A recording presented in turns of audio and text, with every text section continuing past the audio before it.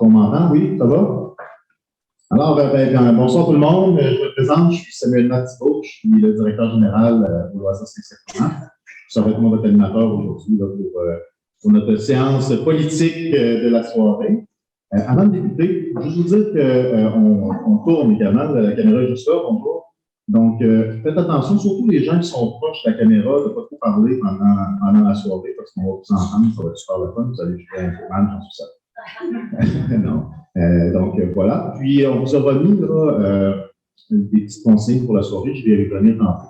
Simplement vous dire là, que le débat de ce soir, c'est une initiative citoyenne. Donc, c'est des citoyens qui nous ont approchés, qu'on mette devant vous les 5 candidats là, qui sont dans notre district, donc Montcalm, Saint-Sacrement. Et puis, nous, ce qu'on a fait, c'est qu'on a contacté les organismes du milieu. On a aussi certains citoyens qui nous ont envoyé des questions. Donc, on a sélectionné les questions qui revenaient le plus souvent et c'est moi qui vais poser les questions ce soir. Il n'y aura pas de séance où c'est vous qui allez vous lever pour poser la question. Donc, c'est vraiment moi là, qui va poser les questions ce soir. Par contre, à la fin, les candidats vont être disponibles. Donc, si vous avez des questions à leur poser ou quoi que ce soit, vous allez pouvoir aller les rencontrer à la fin. Il y a aussi des clients là, qui vont vous remettre également là, à la fin de la rencontre. Alors, c'est un plaisir de vous rencontrer. Puis, voilà, donc vous avez reçu les petites consignes sanitaires. Donc, lorsqu'on est assis, vous pouvez enlever le masque sans problème. Si vous devez aller à la salle de bain, donc qui est juste en haut des escaliers à votre gauche, on vous demande de porter le masque lorsque vous devez quitter. Si jamais vous vous levez en cours de soirée là, pour quitter, essayez d'être discret, s'il vous plaît, pour ne pas déranger les gens qui vont parler à l'avant. Même chose pour si vous voulez prendre des photos, quoi que ce soit, essayez de ne pas mettre de flash pour déranger. Ce serait la moindre des choses. Et même chose pour les sonneries de téléphone. Vous invite tout de suite à le faire si vous ne l'avez pas fait, de fermer votre sonnerie de téléphone pour ne pas les déranger pendant la soirée. Donc, voilà pour ça. Pour le débat, comment ça va fonctionner? Moi, j'ai des questions, je vous l'ai dit. Poser des questions. On a 5 thèmes. Donc, on va parler de mobilité de transport, on va parler d'économie, on va parler de social, on va parler de l'environnement, on va parler aussi des taxes municipales. Donc, au long de la soirée, donc on va avoir des questions là-dessus. Chaque candidat va pouvoir s'exprimer sur chacune des questions que je vais poser. Donc, ils auront tous un droit de parole le même nombre de temps chacun. Ce n'est pas un débat, un échange qui vont débattre entre eux. Ils vont vraiment présenter ce que leur plateforme veut présenter, puis c'est quoi leurs idées pour notre quartier Saint-Sacrement. Ça va? Super. Sans plus tarder, je vais vous les présenter. Donc, juste ici, donc, on a M. Jean-Pierre Dussault. Bonsoir, Jean-Pierre. Mme Catherine Vallière-Roland, de Québec Porte-et-Fier. Je n'ai pas dit Québec Région pour M. Québec Porte-et-Fier, Catherine Vallière-Roland. Donc, on a Maxime Gravel. Maxime, de l'équipe Marie-Josée Savard. Bonjour. M. Houle de Transition Québec. Michel Houle. Bonsoir. Et on a Mme Cassia Gendron de Démocratie Québec. Garon, m'excuse, de Démocratie Québec. Désolé. Ça s'appelle quoi, là? Ah, je vais essayer. Donc, moi, c'est pour moi qui va parler pas mal toute la soirée. C'est vraiment eux les vedettes. Donc, pour débuter, rapidement, là, je veux dire qu'ils vont commencer par se présenter. Donc, nous, on a tiré au hasard les droits de parole pour la soirée. Donc, c'est vraiment le hasard qui va déterminer là, les droits de parole. Puis, pour la première partie, ils vont se présenter. Je les invite à se présenter leur parti, si vous voulez, leur parcours aussi, mais présenter ce qu'ils ont présenté pour le quartier, Saint-Sacrement et Montcalm. Donc, le premier à parler pour cette partie-ci, c'est Cassia Gendron de Démocratie. Donc, Cassia, à vous la parole. Puis là, ça se peut qu'on ait des petits ajustements avec le son, on va s'assurer que c'est correct. Alors, je voudrais d'abord. N'oubliez pas d'ouvrir votre micro. Oui, pas de problème. Alors, je remercie d'abord M. Thibault d'avoir la possibilité ici d'être avec vous ce soir. Je crois que c'est important. Et je remercie aussi mes collègues d'avoir accepté cette invitation, qu'on soit tous présents pour qu'on puisse discuter avec vous. Et je crois que c'est un excellent exemple de démocratie que nous vivons aujourd'hui en ayant la possibilité de s'exprimer. Et en plus, qu'on ait déjà 5 candidats, c'est exceptionnel pour vous. Je sais que pour vous, c'est peut-être un peu plus... il y a plus de choses à voir, mais il reste que pour la démocratie, je trouve que c'est excellent. Alors, mon nom est Katia Garon, comme on vous l'a dit. Je suis née, j'ai grandi dans Montcalm, j'ai étudié ici en Saint-Sacrement. Donc, déjà, le district, c'est vraiment mon district à bien des égards. J'ai vécu beaucoup de choses à l'adolescence, au cégep, et le millefeuille, quand c'était le Rina Pizza, c'était le millefeuille. Il y en a certains d'entre vous qui se rappellent. Moi, j'ai fréquenté cet endroit-là à plusieurs reprises. Et j'ai grandi dans Montcalm, mes grands-parents sur Moncton. Alors, déjà, pour vous dire que je connais très bien ici le district. Et j'y ai grandi et je suis très fière d'en faire partie ici aujourd'hui avec vous. J'ai beaucoup d'expérience dans le domaine touristique. J'ai 30 ans d'expérience. Oui, j'ai commencé à 5 ans. Je dois vous dire, j'ai commencé très jeune. Mais 30 ans d'expérience touristique avec 25 ans d'application communautaire, avec une formation en sociologie à l'Université Laval. Alors, avec toute cette formation, je crois que j'ai les capacités nécessaires, les notions nécessaires afin d'être présent ici, vous représenter avec fierté à la ville. Aussi, je dois dire que je suis très fière de mon parti, Démocratie Québec, qui a un chef, un chiliste de formation. C'est un homme qui est pragmatique, qui réfléchit, qui a trouvé des politiques pour notre ville et pour qui s'inclut aussi dans le district. Et pour moi, ce que je vais vous nommer déjà tout de suite, c'est la mobilité durable avec l'urgence climatique que nous vivons. C'est très important de parler de ce thème-là. Alors, la mobilité durable, il faut parler aussi de l'implication des citoyens. Ici, l'initiative citoyenne. Aussi, nous avons un programme et aussi une vision de faire en sorte que les citoyens soient plus impliqués dans la réalité d'aujourd'hui en donnant beaucoup plus d'espace au conseil quartier avec un budget discrétionnaire de 1 million de dollars, de façon à ce qu'il y ait une implication citoyenne beaucoup plus importante. Et ça, c'est très important aussi pour nous. Alors, la pénurie de la main-d'œuvre est une autre réalité et comme vous le savez, ça fait au moins 30 ans qu'on en parle, ce n'est pas récent. Et nous avons aussi la responsabilité des entreprises, la responsabilité sociale des entreprises pour faire en sorte qu'on puisse soutenir les entreprises et garder leurs employés. On sait que c'est une réalité ici, dans Saint-Sacrement, comme dans Montcalm, mais dans toute la ville. Et bien sûr, on sait que c'est une réalité qui est mondiale en ce moment. Donc voilà, mesdames et messieurs, je voulais déjà vous donner toutes ces informations et au plaisir de continuer à discuter avec vous. Merci. Merci, Mme Garon. Donc, prochaine personne à se présenter. Donc, c'est M. Michel Houle de Transition Québec. Oui, n'oubliez pas d'ouvrir vos micros. C'est une certaine importance. Ben voilà, moi, bonsoir à tout le monde. Je vous salue chaleureusement. C'est avec le cœur rempli d'émotions que je m'adresse à vous ce soir. Ma petite famille québécoise vietnamienne a grandi sur le Lac. J'ai étudié la foresterie urbaine au collège. J'ai travaillé pour la direction de la recherche forestière au ministère des Forêts de 1980 à 2016. J'ai œuvré dans mon syndicat à titre de président de section jusqu'en 2017. À la venue du projet de la Cité verte, je me suis impliqué comme membre du conseil de quartier de Saint-Sacrement pour m'assurer d'avoir une belle cité vraiment verte qui sera en harmonie avec ses voisins. Le programme de Transition Québec est vaste et ce qu'il m'apparaît important de signaler, c'est la volonté de ma chef à vouloir protéger le patrimoine de notre ville, moderniser les ressources de nos revenus par l'éco-fiscalité et encourager l'économie circulaire.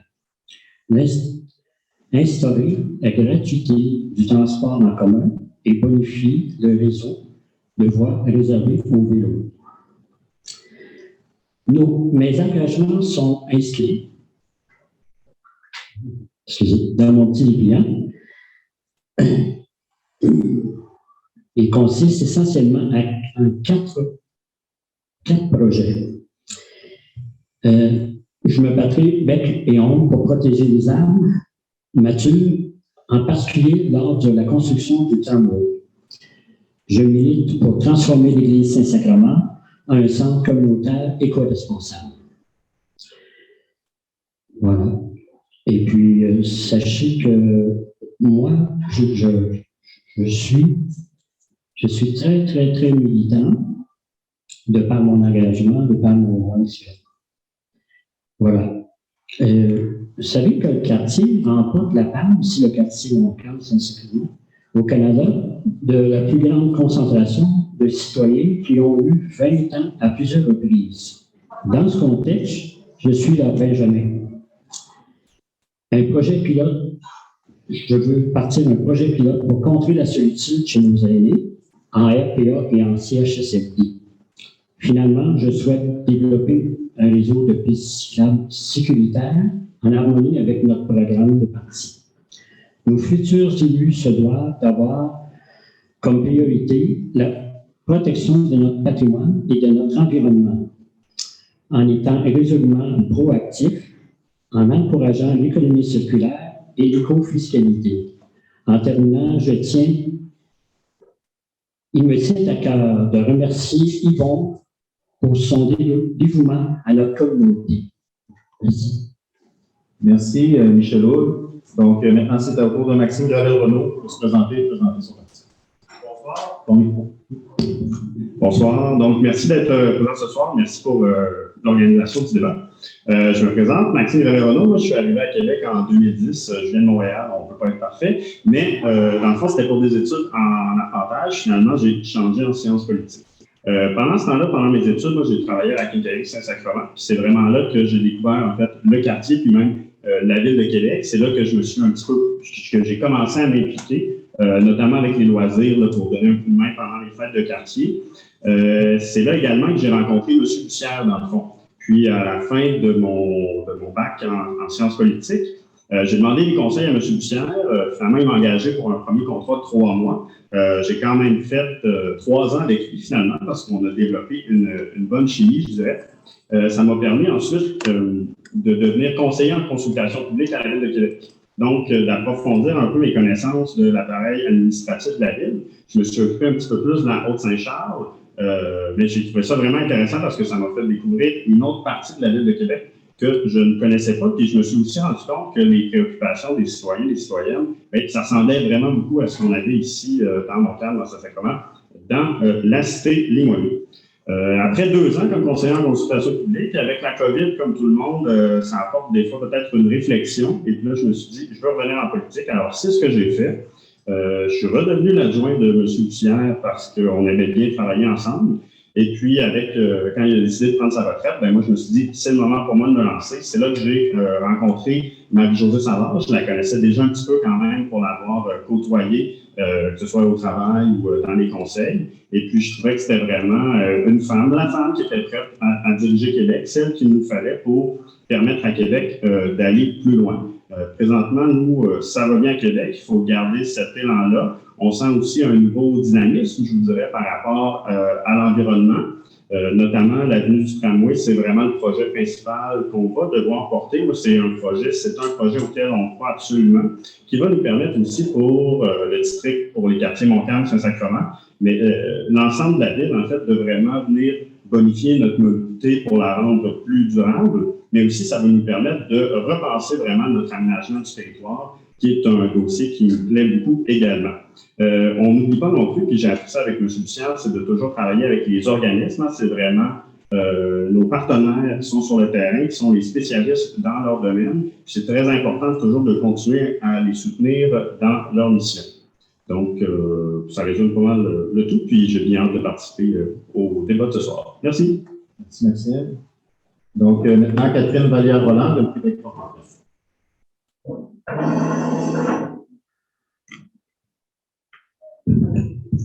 Alors, bonsoir. Salutations à vous toutes et à vous tous.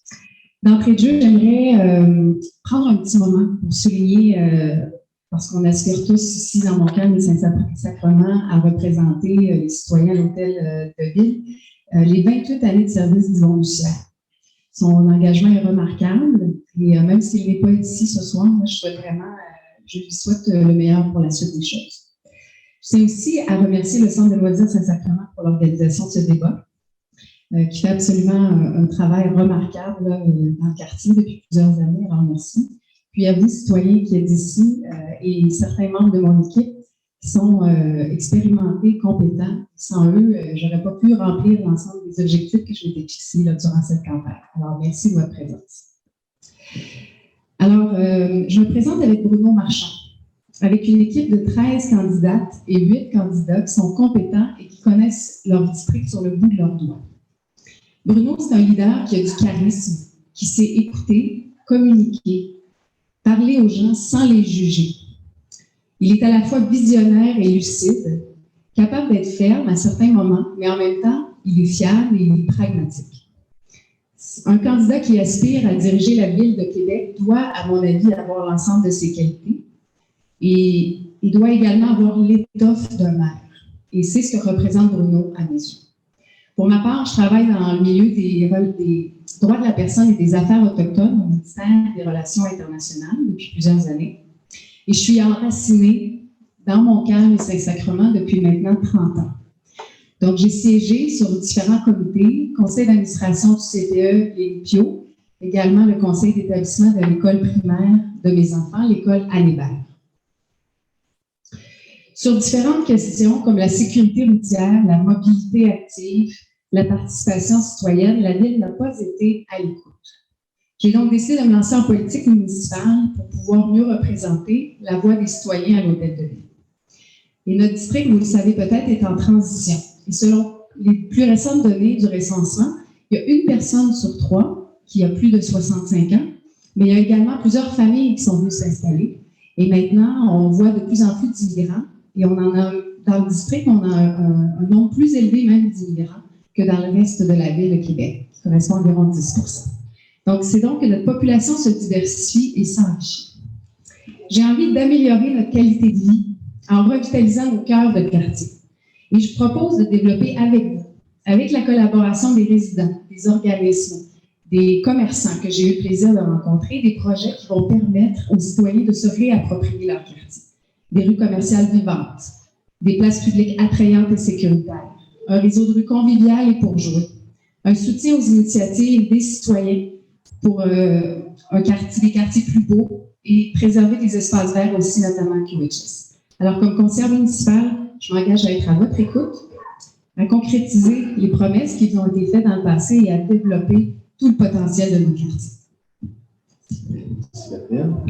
Et finalement, Jean-Pierre Dussault, de Québec 21. On n'oublie pas le mot. Super. Alors, bonsoir tout le monde. Je vous remercie d'être présent à ce débat. Merci à M. Maxiveau pour l'organisation. Salutations à mes collègues. Je salue mes voisins, les gens de mon équipe, ma conjointe Isabelle. Merci. Mon nom est Jean-Pierre Dussault. Je suis résident du secteur Montcalm-Saint-Sacrement depuis maintenant plus de 20 ans et votre candidat pour Québec 21. Je suis propriétaire et gestionnaire immobilier. J'ai aussi été commerçant dans le Vieux-Québec, ayant opéré le café Tatoum sur la rue Saint-Jean pendant plusieurs années. Avec des marges de profit moyennes de 3 % en restauration, il faut être très rigoureux pour réussir. Je suis donc en mesure de bien comprendre cette réalité économique. Ceci m'a amené à être par la suite président des gens d'affaires du Vieux-Québec et à participer à la création de sa société de développement commercial. À la base, vous aurez compris que je suis un homme d'affaires. Cela dit, je fais le saut en politique municipale en me présentant pour Québec 21 par conviction profonde qu'il est encore possible d'écouter la voix des citoyens et des commerçants pour gérer leur argent avec rigueur, transparence, écoute. Ce sont aussi les valeurs de Québec 21, les seuls à proposer un gel de taxes pour les 2 prochaines années. Travailler avec les résidents pour préserver les acquis de notre quartier, une densification harmonieuse et leur qualité de vie. Permettre à nos aînés de mieux profiter du quartier à travers des artères et des passages piétonniers sécuritaires, du mobilier urbain adéquat, un parc Hollande davantage mis en lumière et justement illuminé le soir. Animer et dynamiser notre ville à travers plus d'événements de quartier, des rues piétonnes comme Marguerite Bourgeois ou encore un tronçon sur le chemin Sainte-Foy à certains moments de l'année, où nos organismes comme le YWCA, nos commerçants et nos petits talents des camps de jour pourront se faire valoir. Emmener un marché public satellite à tous les dimanches d'été dans le parc Hollande pour faire sortir nos personnes âgées et leur permettre de se procurer des fruits et des légumes frais et des produits locaux.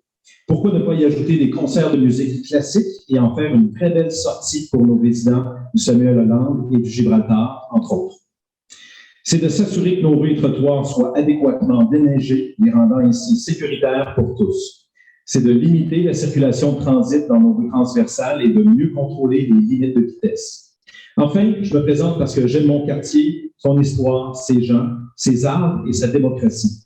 Pour défendre les citoyens et éviter que la population soit prise en otage par une administration qui impose des projets majeurs sans consultation. Qu'on le veuille ou non, l'enjeu du transport collectif sera la question de l'urne. L'impact du tramway à Québec aura des conséquences très graves. Saviez-vous que vis-à-vis du cimetière Saint-Michel, sur le boulevard René-Lévesque, il ne reste pas qu'une seule voie de circulation en alternance, provoquant des bouchons monstres? Québec 21 est pour le transport en commun. La solution que nous proposons est le métro léger souterrain, un projet plus vert, en phase avec les besoins de notre ville et qui conservera notre mobilité, notre sécurité et notre qualité de vie. Merci. Merci, M. Dussault. Donc, pour les applaudissements, je vous invite à le garder pour la fin. Donc, vous allez pouvoir applaudir à la fin tous les candidats. Voilà. Les candidats, je vous rappelle, là, d'essayer de garder le temps, tout ça, pour pas que la soirée, vous laisser dépasser un petit peu certains, là, puis c'est bien correct, mais essayez de vous concentrer à garder là, le temps pour les prochaines questions. Donc, je l'ai dit, je le rappelle, les questions que je vais poser ce soir, là, ça vient pas de nous, là, les Loisirs Saint-Sacrement, mais bien là, des citoyens et d'autres organismes dans le quartier. Voilà, puis on a quelques blocs. Le premier bloc, puis M. Dussault a terminé avec ça, là, donc la mobilité. On avait quelques-uns parlé de ça déjà. Donc, les premières questions vont être dans le bloc, donc mobilité, transport en commun. Donc, j'y vais tout de suite avec la première question du public, donc je la pose rapidement. Donc, notre première question porte sur le projet du tramway tel que présenté par le maire sortant. Celui-ci passera à travers le quartier Saint-Sacrement et Montcalm. Dans le projet, une dalle de béton empêchera les automobilistes, piétons, cyclistes, poussettes et personnes à mobilité réduite de traverser la plupart des intersections le long du boulevard René-Lévesque. La circulation risque également d'augmenter sur les rues du quartier et sur le chemin Sainte-Foy. Comment comptez-vous atténuer cette circulation et faire en sorte que nos rues demeurent sécuritaires? Est-ce qu'il y a des risques pour les déplacements des services d'urgence? Donc, 90 secondes par candidat. M. Dussault, c'est à vous commencer. Merci beaucoup. C'est bon, merci. Merci à vous. La population a certainement raison de poser la question. Très inquiétant tout ça. Effectivement, si un tramway se réalise, une dalle de béton de 15 cm de haut empêchera la mobilité en Haute-Ville le long du boulevard René-Lévesque.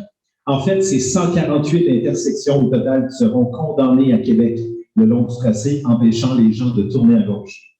Résultat, la circulation sera déviée dans nos rues, près de nos écoles, de nos parcs et de nos maisons. Fini la quiétude, les amis. Pas certain que vous avez signé pour ça lorsque vous êtes installés sur votre rue dans notre beau quartier. Selon les chiffres même du bureau de projet du tramway, il y aura une augmentation de 244 du temps d'attente dans la côte Saint-Sacrement, déjà chargée présentement. Concernant le transport actif, vous venez de le condamner avec pareille catastrophe qui figera la ville de Québec. Avec un métro léger souterrain, la circulation dans nos rues ne sera pas entravée. Tout le monde circulera librement, comme c'est le cas présentement. On aura de la place pour développer pistes cyclables et passages piétonniers. Au sujet des services d'urgence, assurément qu'il y a des risques. Rien de prévu à cet égard avec le tramway. On ne sait pas quoi nous répondre. De plus, aucun budget d'entretien n'est prévu pour l'hiver. On ne sait même pas comment les ordures seront ramassées le long de René-Lévesque. Que se passe-t-il si la seule voie disponible est bloquée par un véhicule en panne? Un métro léger permettra aux services d'urgence de continuer à opérer sans être retardés et on sait que les minutes, voire les secondes comptent lorsqu'il s'agit d'une urgence. L'accès à nos hôpitaux Saint-Sacrement et aux CHUV demeurera facile et rapide. Merci. Merci, M. Dussault. Donc, encore maintenant, de Démocratie Québec. 1, 2. Alors, on ne va pas le cacher, Démocratie Québec a toujours été pour un tramway. Ça, c'est un projet qui est pour nous. Pour la mobilité durable. Pour la mobilité, oui, je rapproche. 1, 2. Est-ce que vous pouvez diminuer juste le son un tout petit peu. Est-ce que c'est possible? C'est possible. Oui, très bien. J'ai l'impression qu'il se réverbère un peu. Est-ce que là, vous m'entendez tous bien? Oui. On va repartir le chronomètre. C'est très aimable. Merci encore.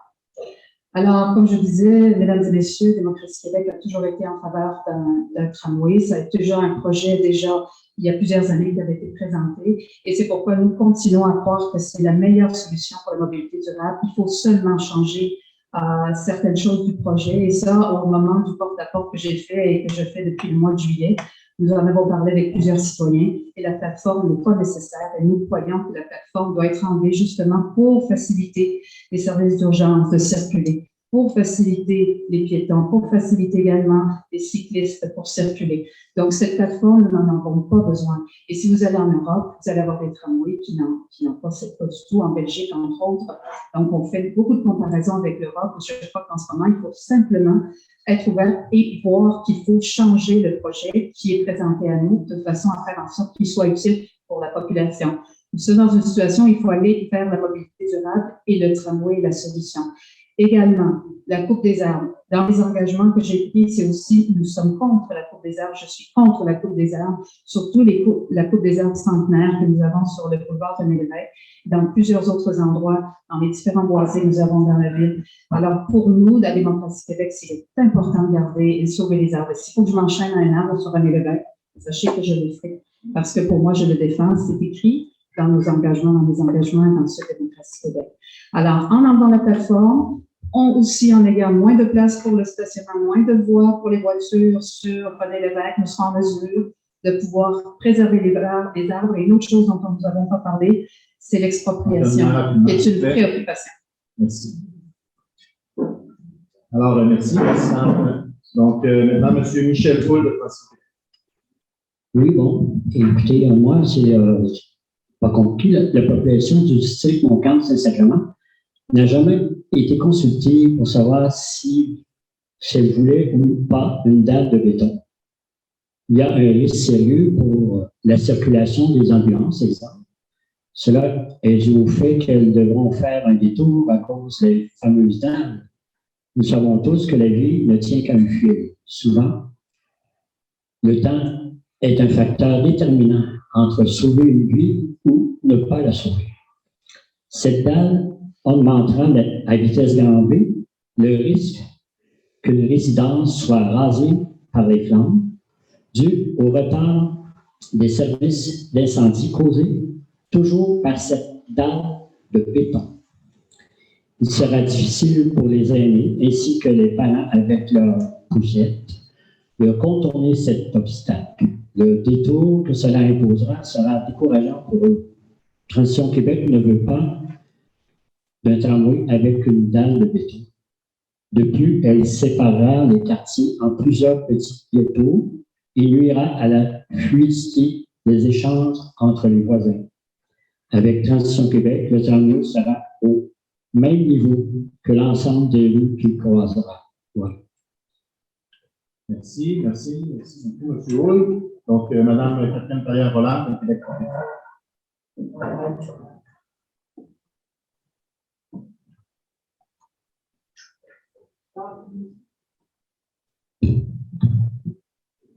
Le projet de tramway de l'administration sortante a changé à plusieurs reprises. Plusieurs des citoyens, d'ailleurs, que j'ai rencontrés dans le porte-à-porte ne savaient même pas qu'il y aurait une plateforme surélevée qui viendrait carrément fracturer nos quartiers en deux. Les citoyens sont fâchés. Ceux que j'entends me disent ne pas avoir été suffisamment consultés, informés et entendus. Pour moi, le manque d'écoute et de transparence de l'équipe Savard sont venus alimenter l'incertitude. Et la confiance, on le voit, n'est plus au rendez-vous. Nous, on ne veut pas le faire. Bruno Marchand a eu l'occasion de le dire aujourd'hui, on ne veut pas le faire avec n'importe qui. Donc, on veut le faire avec les citoyens. Pour prendre en compte les préoccupations des citoyens, on a notamment proposé des améliorations au projet de travaux. On a proposé d'abaisser la plateforme au niveau du sol de façon justement à rendre plus fluide la circulation à la fois des piétons, des cyclistes et des véhicules d'urgence. On va tout faire également pour sauver les arbres qui sont sur le boulevard René Lévesque. Et on va nommer un élu qui sera responsable de mettre en place des comités de bon voisinage et également des plans qui vont permettre aussi de déterminer quels seront les impacts, par exemple, sur la qualité de l'air, sur la circulation, également sur les commerces, puisque ça aura un impact également sur eux.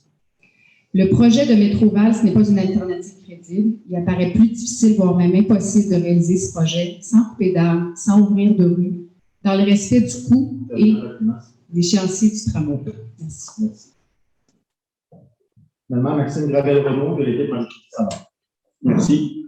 J'entends tout à fait les préoccupations que les gens ont par rapport aux ambulances ou à la protection incendie, mais je tiens à vous rappeler que Québec, c'est une ville professionnelle, on pense à ces choses-là, puis jamais la sécurité des citoyens est mise en cause. Si on regarde comment on gère ça dans le Vieux-Québec, on est tout à fait capable de s'adapter.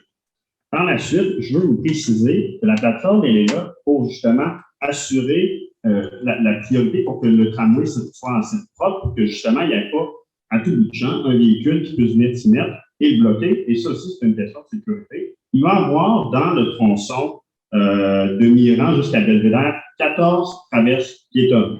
Je le répète, 14 traverses piétonnes, c'est plus que le nombre d'intersections avec une lumière en ce moment. Il va y avoir des sites pensés, préparés, parce que le but du tramway, c'est justement d'augmenter la mobilité active. On va également venir se connecter avec le réseau cyclable, avec notre réseau à vélo. C'est vraiment important de le rappeler, c'est ça l'information qu'on a. Peut-être juste vous rappeler sur les arbres, parce que présentement, on a eu dernièrement des chiffres aujourd'hui. Sur Miran, on parle de Miran à Désérable, excusez-moi, on parle de 1130 arbres. De ça, on va en protéger ou en transplanter 922. Et puis, il y en a 208 qui sont qu'on devra abattre ou transporter. Et puis, ce qui va rester pour la portion un peu plus montagne, qui n'est pas vraiment totalement dans le district, mais on va pouvoir aller à la rencontre des citoyens en consultation, comme on l'a fait à Limoilou, pour déterminer le trajet. Merci. Merci. Parfait. Donc, merci pour cette question. Donc, la prochaine question, on a reçu, je vous dis, environ une centaine de questions. Il y en a une douzaine qui portaient sur le prochain sujet d'actualité qu'on a eu tous entendu parler, je pense, mardi cette semaine. C'est le troisième lien. Donc, en fait, la question est simple. Les citoyens veulent savoir, qu'en est-il de votre position de parti quant au projet de troisième lien? Donc, rapidement, M. Dussault, 60 secondes par candidat. M. Dussault, merci beaucoup. Bien que ce soit un projet provincial, Québec 21 est clair, il a été dès le départ. Nous sommes pour un troisième lien avec sortie autoroutière vers l'Est. Les récents changements apportés par le ministre Bonnardel cette semaine confirment exactement ce que Jean-François Gosselin imaginait, un tunnel souterrain dédié au transport en commun, de centre-ville à centre-ville et des bretelles pour les sorties autoroutières sur l'autoroute Laurentien au nord et du train Montmorency vers l'est pour éloigner le trafic du centre-ville. Les véhicules pourront donc avoir accès aux voies supérieures directement. De plus, le projet de métro léger permettra de se connecter directement sur un éventuel troisième lien souterrain. Le tramway, quant à lui, devra creuser un deuxième tunnel à vos frais, après avoir déjà dynamité le quartier Saint-Jean-Baptiste. Avec Québec 21, le projet du métro léger est déjà conçu pour s'intégrer facilement au tunnel Québec-Lévis, sans infrastructure ni coûts supplémentaires. J'enjoins les candidats et leurs chefs à faire preuve de transparence et de courage et à être clairs sur leur position. Vous avez le devoir de montrer vos couleurs avant le vote. Merci. Maxime Gravel-Renaud de l'équipe José Savard. Merci. Nous, on est vraiment en attente, en fait, que le gouvernement provincial dépose un projet vraiment plus final. On l'a vu encore dernièrement. Il y a eu des modifications encore au projet. C'est sûr que nous, on va être présents pour défendre les intérêts des citoyens et des citoyennes.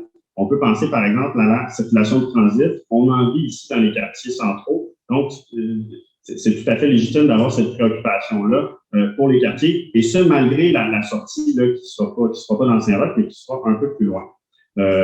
Donc, encore là, on va être là quand même pour travailler avec le gouvernement provincial. En attendant, on va avoir un petit peu plus de détails. Puis également, il y a une collaboration quand même qui se fait au niveau de la CNQ, de la Communauté métropolitaine de Québec, où on est capable, avec les autres municipalités adjacentes, de quand même réfléchir et penser à notre mobilité pour l'optimiser. Donc, c'est ça. Merci. Catherine Vallière-Blanc de Québec Fort et Fier.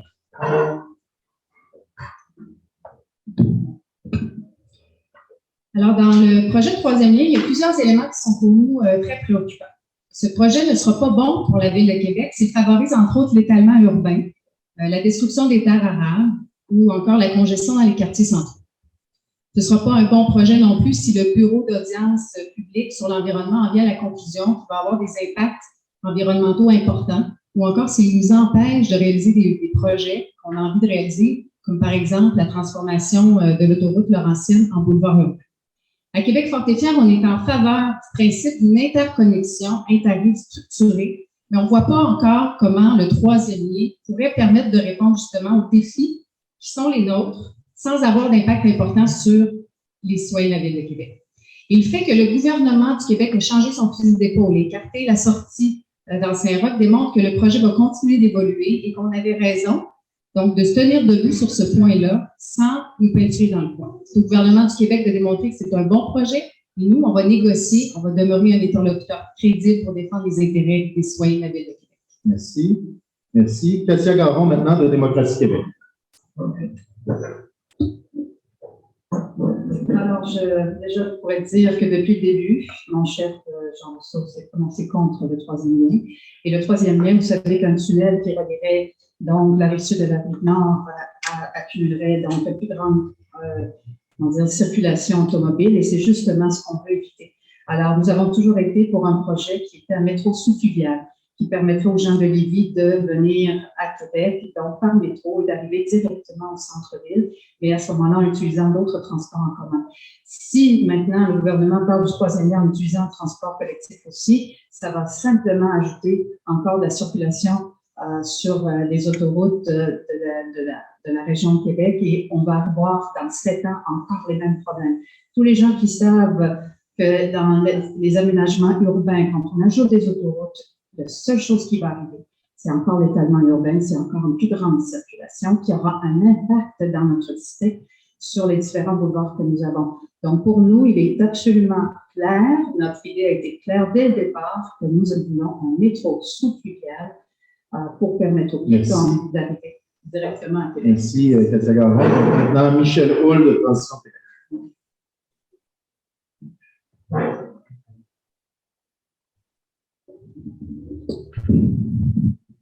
Bon, ça va? Oui? Bon. Ben, tout simplement, je vais vous dire clairement mon opinion là-dessus. Je suis contre le troisième lien pour plusieurs raisons.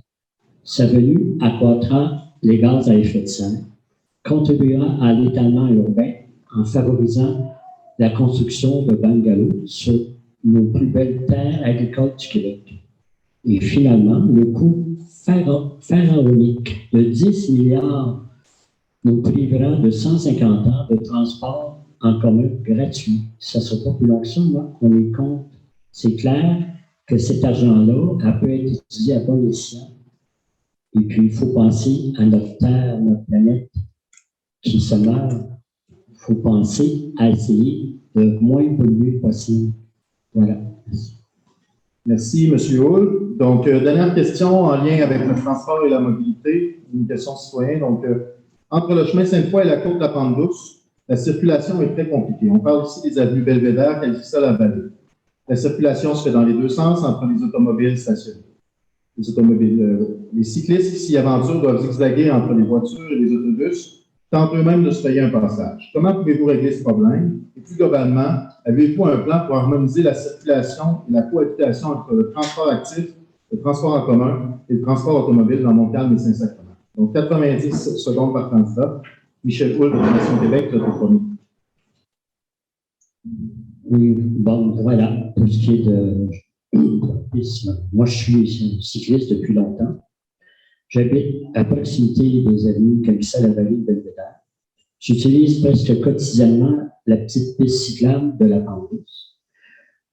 Bon, pour atténuer la problématique reliée à la piste de vélo inachevée, où les cyclistes et les automobilistes se croisent, dangereusement d'ailleurs, Transition Québec a une vision en 5 axes pour les pistes de la ville, incluant le passage sur la Pente-Douce.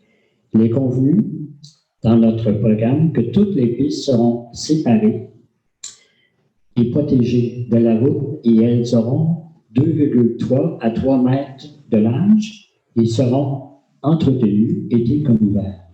Avec Transition Québec, les cyclistes et les automobilistes seront protégés l'un de l'autre. Merci, M. Houle.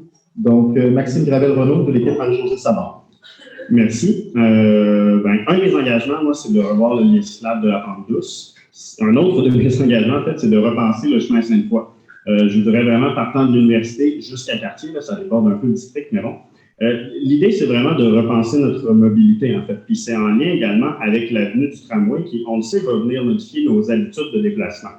Pour le chemin Sainte-Foy, pour le lien cyclable de la pente douce, c'est vraiment de revoir la place du piéton, mais la place du cycliste aussi, pour que vous compreniez leur randonnée un petit peu plus. Mais je pense que quand même, il y a effectivement vraiment une optimisation à faire. Puis ça va nous permettre de regarder le chemin Sainte-Foy, les différents secteurs, parce qu'on, par endroit, on est en 4 voies, par certains endroits en fonction de l'artère commerciale, par la suite, on revient en 4 voies. Donc, le but, c'est vraiment d'optimiser ça. Puis, effectivement, moi, j'ai resté 1 an sur Calissa-la-Vallée dans la côte. Et puis, le trio d'intersection, la Calissa-la-Vallée, Belvédère et Chouinard n'est pas très, très optimal.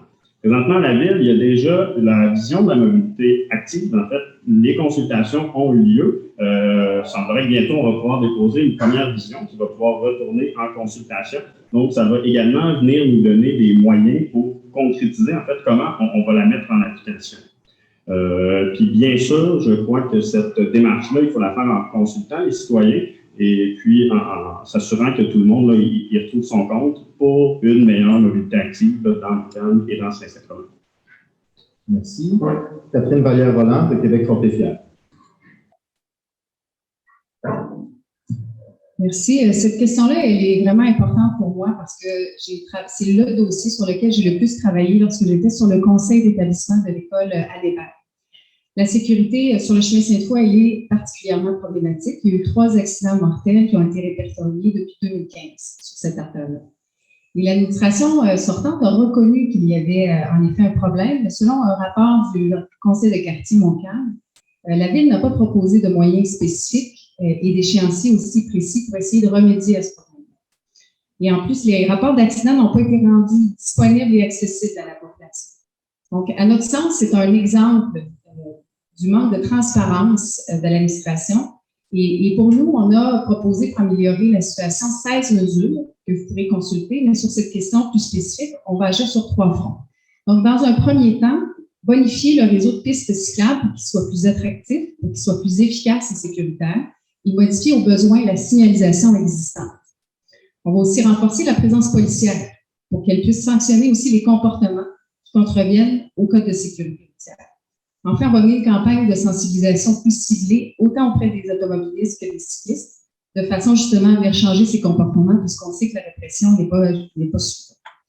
Donc, les nombreux témoignages que j'ai pu recueillir et ma propre expérience sur le conseil d'établissement nous ont montré que l'administration avait parfois été réfractaire à apporter ces changements-là. Donc, on va vouloir en faire une priorité, non seulement dans mon cadre, mais à l'échelle de toute la ville. Merci. Donc, maintenant, Katia Garon, Démocratie Québec. Alors, sachez que c'est pour Alors, sachez que j'ai beaucoup appris à ce niveau-là, au niveau du cyclisme, parce que je ne suis pas une cycliste, mais mon père, qui a 80 ans, se promène encore en bicyclette, et j'en suis très fière. Mais cela étant dit, le réseau cycliste que nous avons est vraiment désuet à plusieurs égards, comme l'ont dit mes collègues.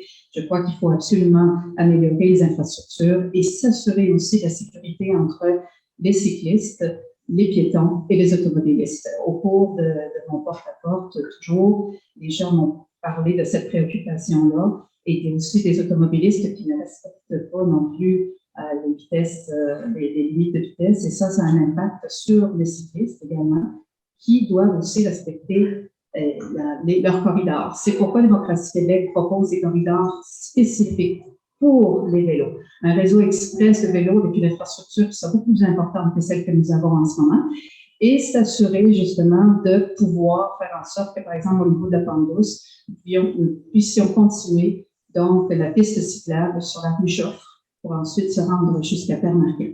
Alors, sachez qu'au cours du porte-à-porte que j'ai fait depuis 3 mois, c'est un sujet très important Et sachez que Démocratie Québec a des projets et justement de s'assurer de passer de 3 millions de budget à 6 millions de budget pour s'assurer de protéger les cyclistes dans le district de Montcalm-Saint-Sacrement et dans toute la ville de Québec. Merci. Merci. Donc, finalement, Jean-Pierre Rousseau de Québec 21.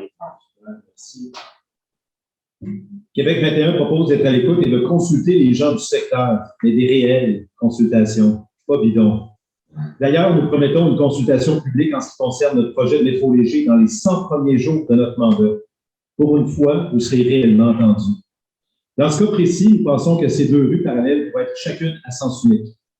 Calixa-la-Vallée en montant et Belvédère en descendant, entre le chemin Sainte-Foy et la route de la Pente-Douce. Ainsi, chacun reste sur sa voie, sur la droite, en montant et sur la droite en descendant, évitant de traverser la voie avec son véhicule sur la Pente-Douce. Un sens unique permet de gagner de l'espace. Il y aura aussi plus de place pour les transports actifs, piétons, cyclistes, poussettes et personnes à mobilité réduite. Les stationnements sur rue, dis-je, avec vignettes et résidents pourront être conservés aussi de cette façon. Malgré que les autres parties essaient d'éliminer les voitures au centre-ville avec le projet de tramway, elles seront sous peu toutes électriques et oui, les gens continueront à en avoir besoin dans leur vie tous les jours. Pensez-vous réellement aller magasiner au IKEA en tramway?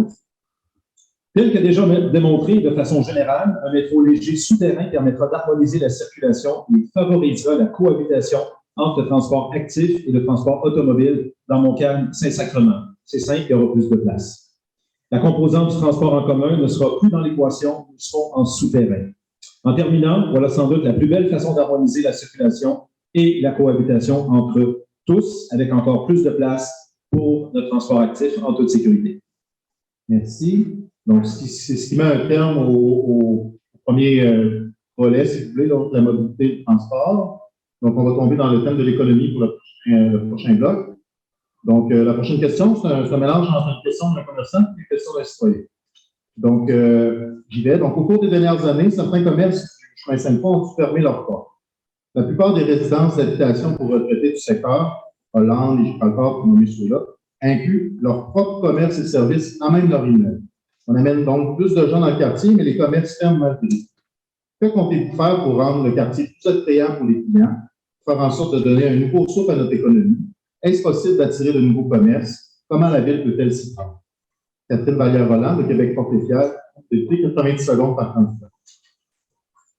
Merci. Donc, moi, je rêve du jour où je vais pouvoir aller au détour d'un café sur le chemin Sainte-Foy pour aller faire mon épicerie, aller faire mes emplettes pour la semaine. Et je sais que vous êtes nombreux dans cette situation-là.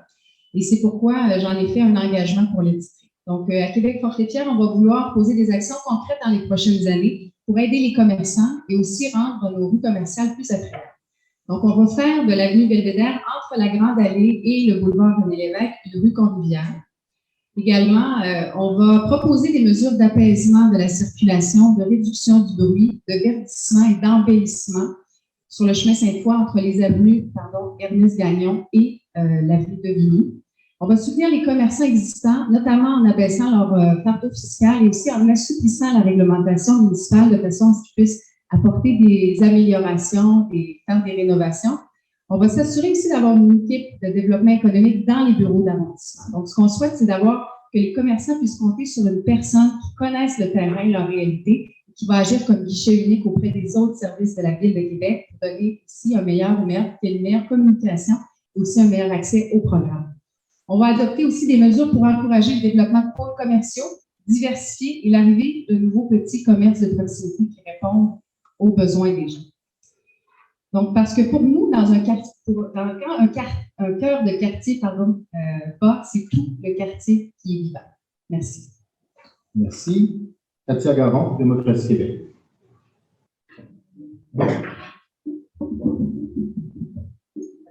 Oui, déjà.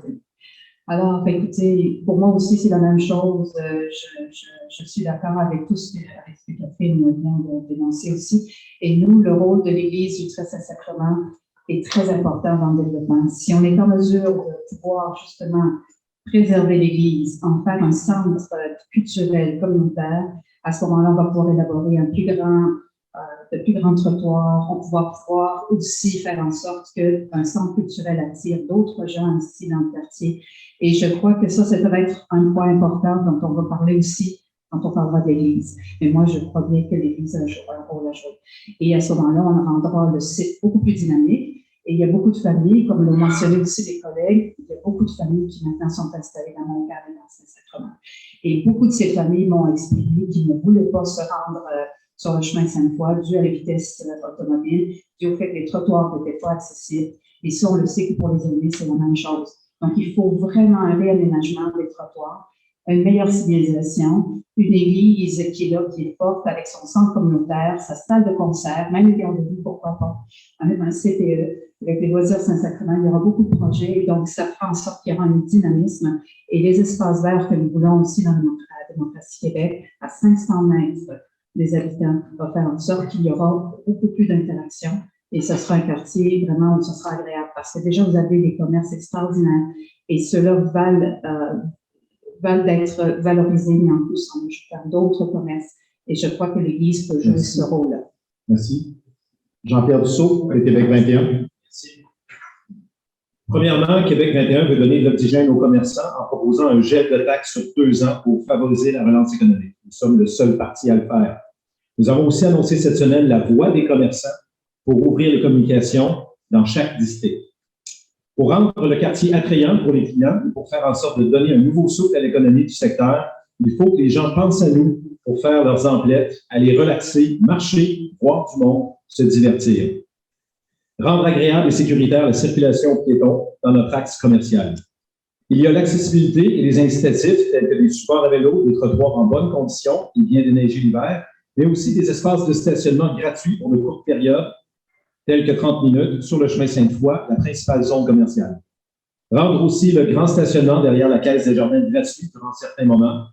Il y a des parcomètres pour l'instant, comme les soirs à partir de 17h et le week-end. Un bel incitatif pour nos restaurateurs. Nous avons de beaux exemples aussi autour de nous pour redynamiser l'artère commerciale, les lampadaires géants sur l'avenue Cartier, la réfection de l'avenue Maguire.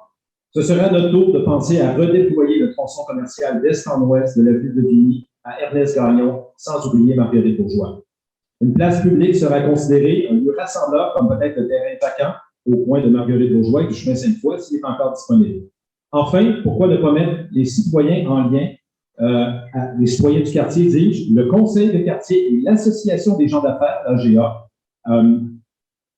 pour déterminer ce qu'il manque comme produit ou service, en terminant. Et par la suite, il devient plus facile de démarcher les joueurs qu'on a besoin dans ce secteur. Monsieur Dussault. Michel Houle, de Transition Québec.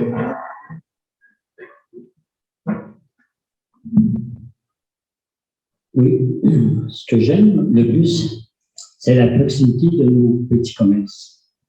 J'aime aller acheter mon pain à la bonne niche, à pied, chemin faisant, faire mes provisions de café chez Foyo. Eh bien, j'aimerais vous témoigner mon profond respect pour tous nos commerçants du quartier. Ça, et peut-être s'explique par le fait que je dois ma subsistance au petit commerce qu'avaient mes parents entre 1965 et 1990.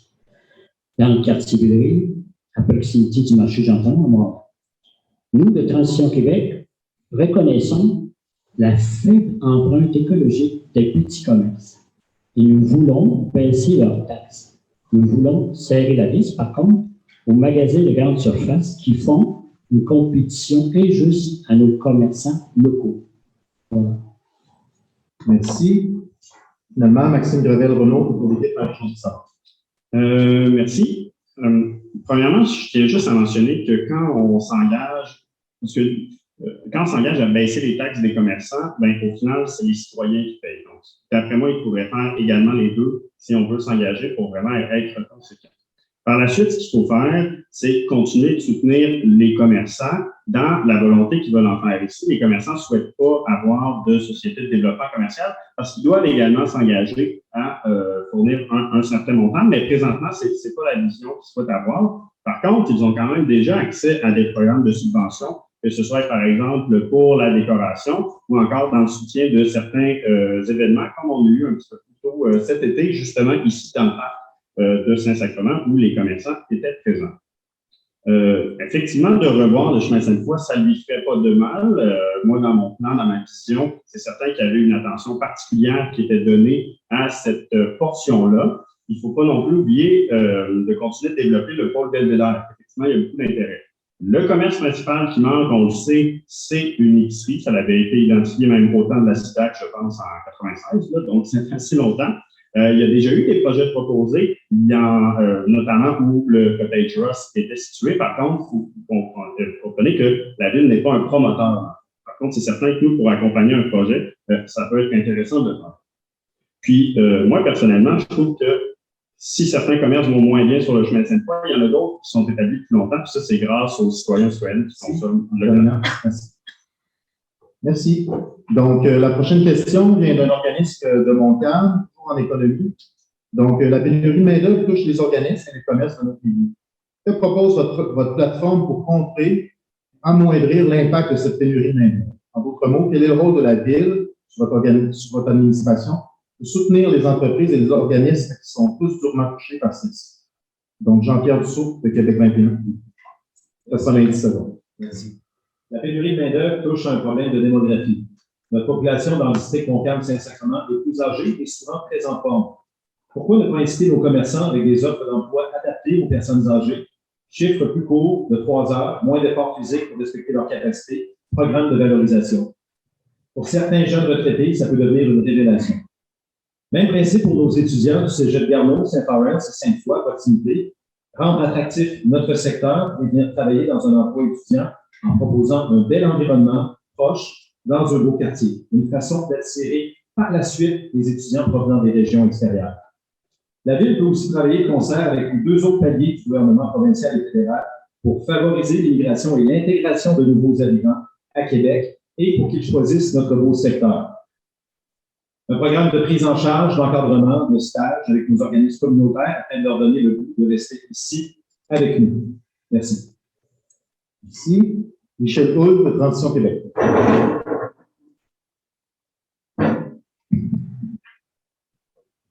Oui, voilà. Une solution pour contrer le manque de main-d'œuvre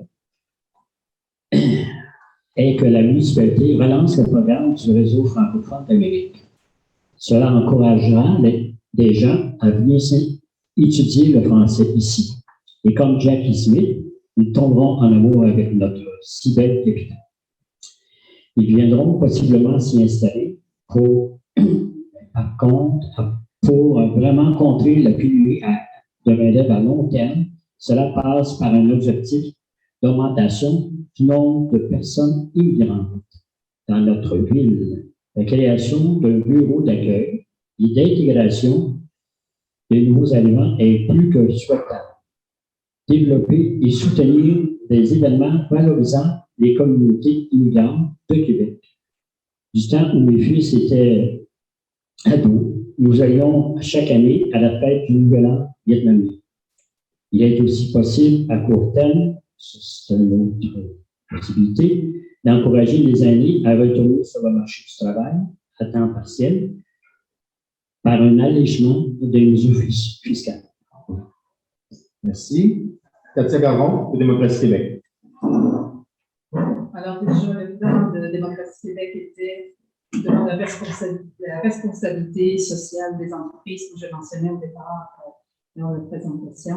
Eh bien, ce programme fait en sorte qu'on pourrait justement s'assurer que les employés restent dans les entreprises en leur donnant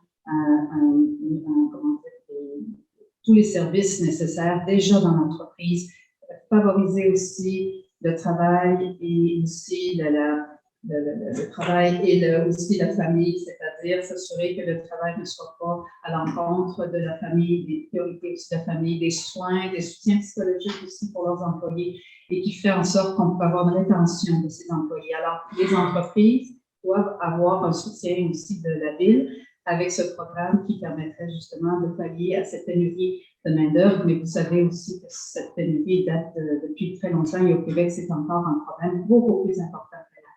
Donc, cela étant dit, c'est une façon de s'assurer d'aider les entreprises Et puis aussi, il faudrait voir que les entreprises ont besoin aussi de soutien économique, comme on disait tout à l'heure. J'en profite pour dire déjà que nous avons aussi un projet pour les taxes, c'est-à-dire 50% des taxes qui seraient payées, mais ensuite, il y aurait 50% qui pourraient être payés sur 3 ans.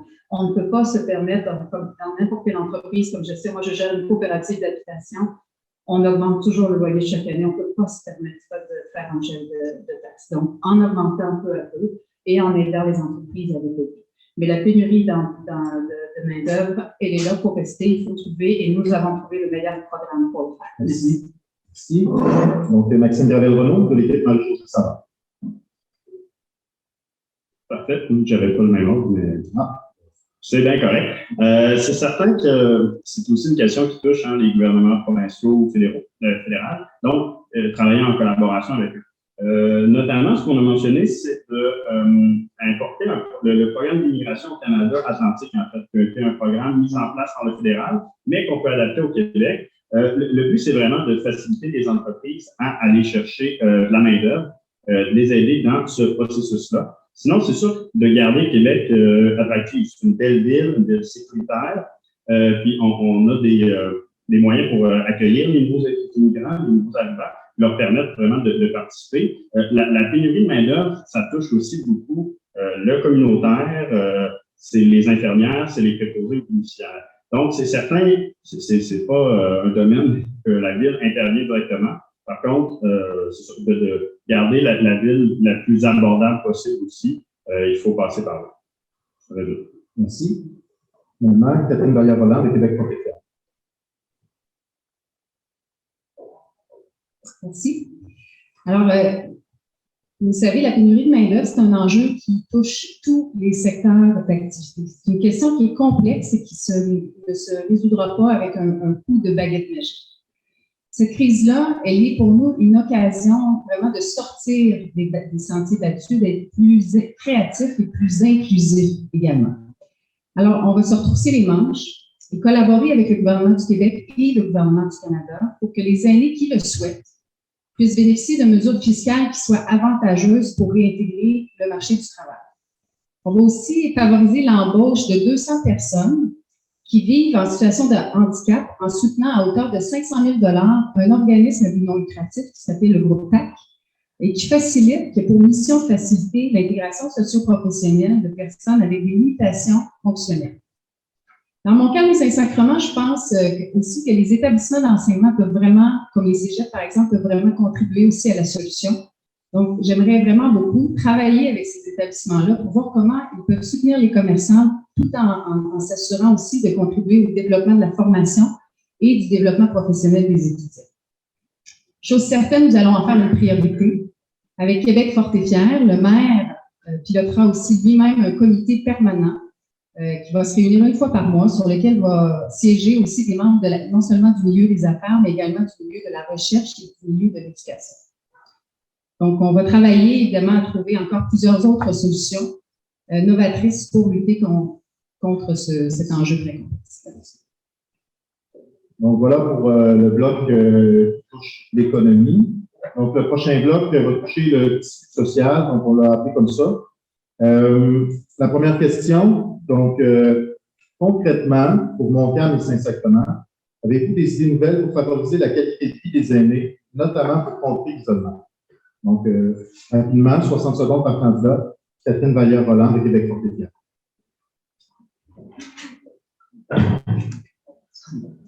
Alors, merci.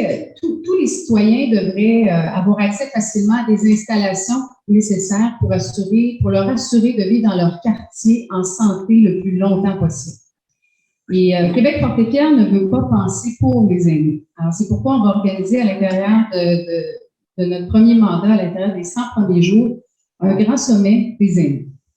Ce dialogue-là va être maintenu, puisqu'on va demander aux élus, au moins une fois par mois, d'aller à la rencontre des aînés dans leur milieu de vie pour mieux les informer des décisions qui sont prises à la ville, mais également de rapporter au conseil de ville leurs préoccupations. Les gens pourront aussi sortir de façon plus sécuritaire grâce à 2 mesures. Les trottoirs à proximité des résidences pour personnes âgées seront déneigés et déglacés en priorité. ce qui n'est pas toujours fait en ce moment.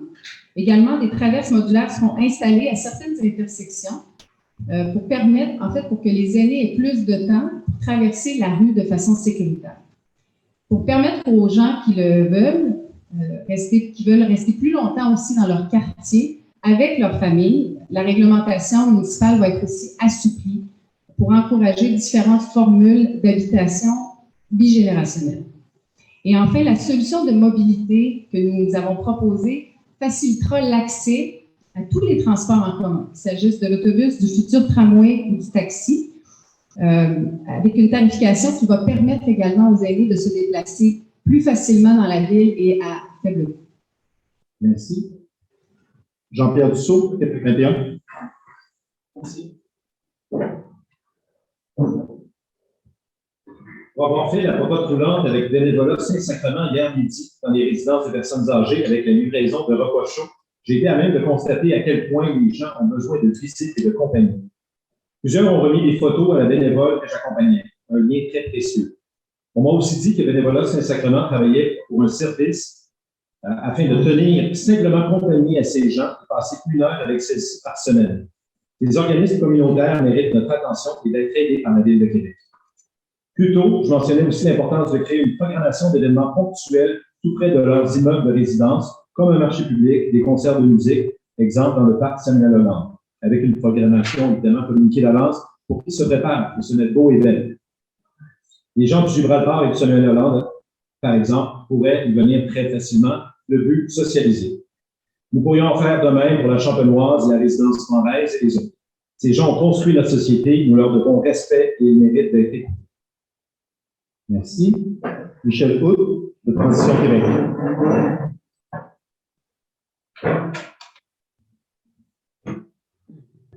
Oui, il y a une grande solitude chez nos aînés et cela s'est accentué depuis la pandémie. Je fais circuler actuellement une pétition, ça vous tente de signer plus tard, vous viendrez le voir, qui vise la création d'un organisme à but non lucratif pour contrer la solitude chez les aînés en RPA et CHSLD.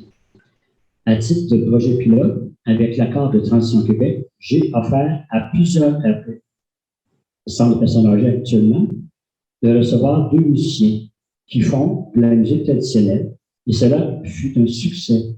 Je pense que la Ville devrait participer à financer ce projet. Merci. Merci. Katia Garon, Démocratie Québec. Alors, je voudrais commencer par dire que ma grand-mère a 106 ans. Je ferme la parenthèse. Nous serons tous des amis. Et ça, c'est pour moi, c'est important de le mentionner parce qu'un jour, on aura tous besoin d'aide et de soutien. Alors, pour cette raison-là, il faut, comme l'ont dit mes collègues, il faut trouver justement des solutions afin de faire en sorte que les gens continuent à avoir une motricité, continuent à se déplacer, continuent à sentir qu'ils peuvent interagir avec la société en général. Et donc, pour cette raison-là, comme les collègues l'ont dit aussi, le déneigement, c'est important, les accès aux gens à mobilité réduite. Alors, comme disait mon chef, de la marchette à la poussette, peut-être vous vous rappelez de cette phrase, mais il faut s'assurer que tous les gens aient accès au trottoir et que ce soit accessible aussi pour pouvoir avoir la possibilité d'aller se marcher dans les différents parcs, avoir accès à différents services. Et vous savez, en faisant mon porte-à-porte, j'ai des musiciens et des chanteurs de soprano qui m'ont dit nous serions prêts à aller faire des concerts dans les parcs, le parc Saint-Hollande. Et si l'église, justement, devient ce que nous voulons, eh bien, il y aura des concerts également. Alors, il faut vraiment... En terminant. Oui, en terminant, simplement pour vous dire qu'il faut interagir avec nos aînés. C'est vraiment absolument nécessaire. Merci. Finalement, Maxime Gravel-Renaud, de l'équipe Marie.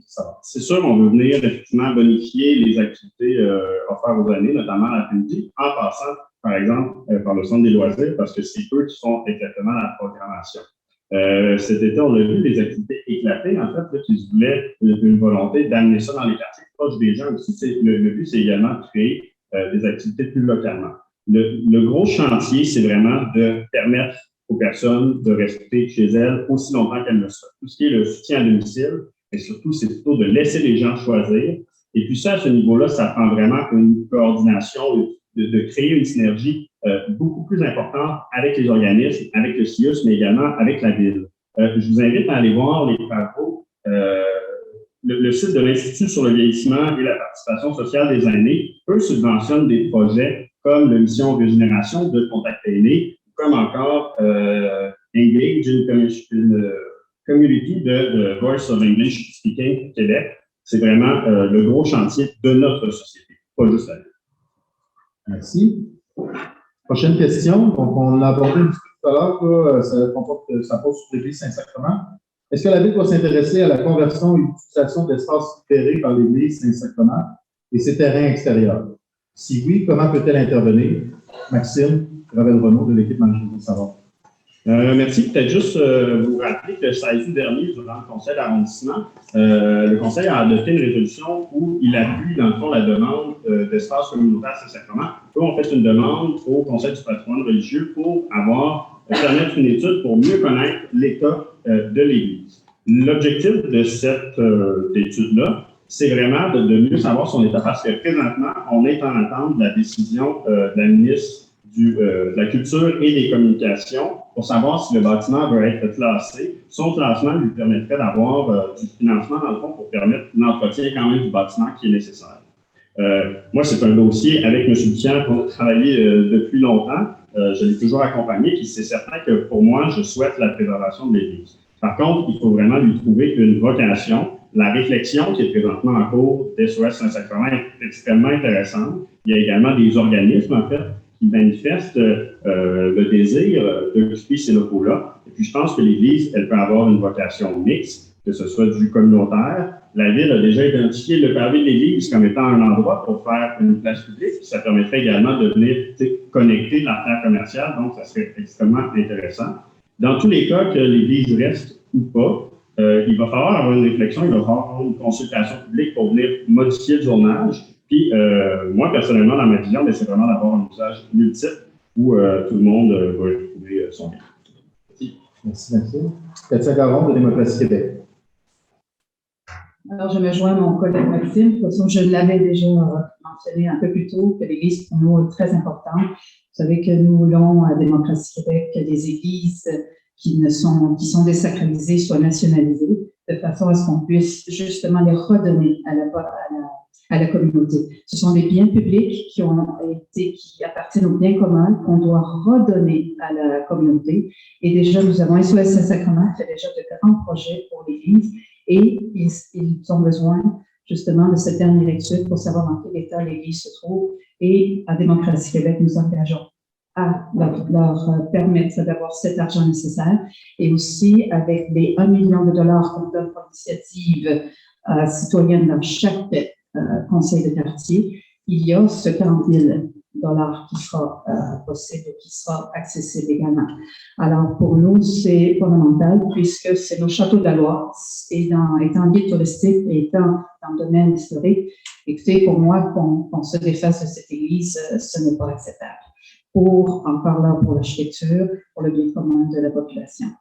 Voilà. Merci. Merci. Catherine Vallière-Volant, de Québec Protection.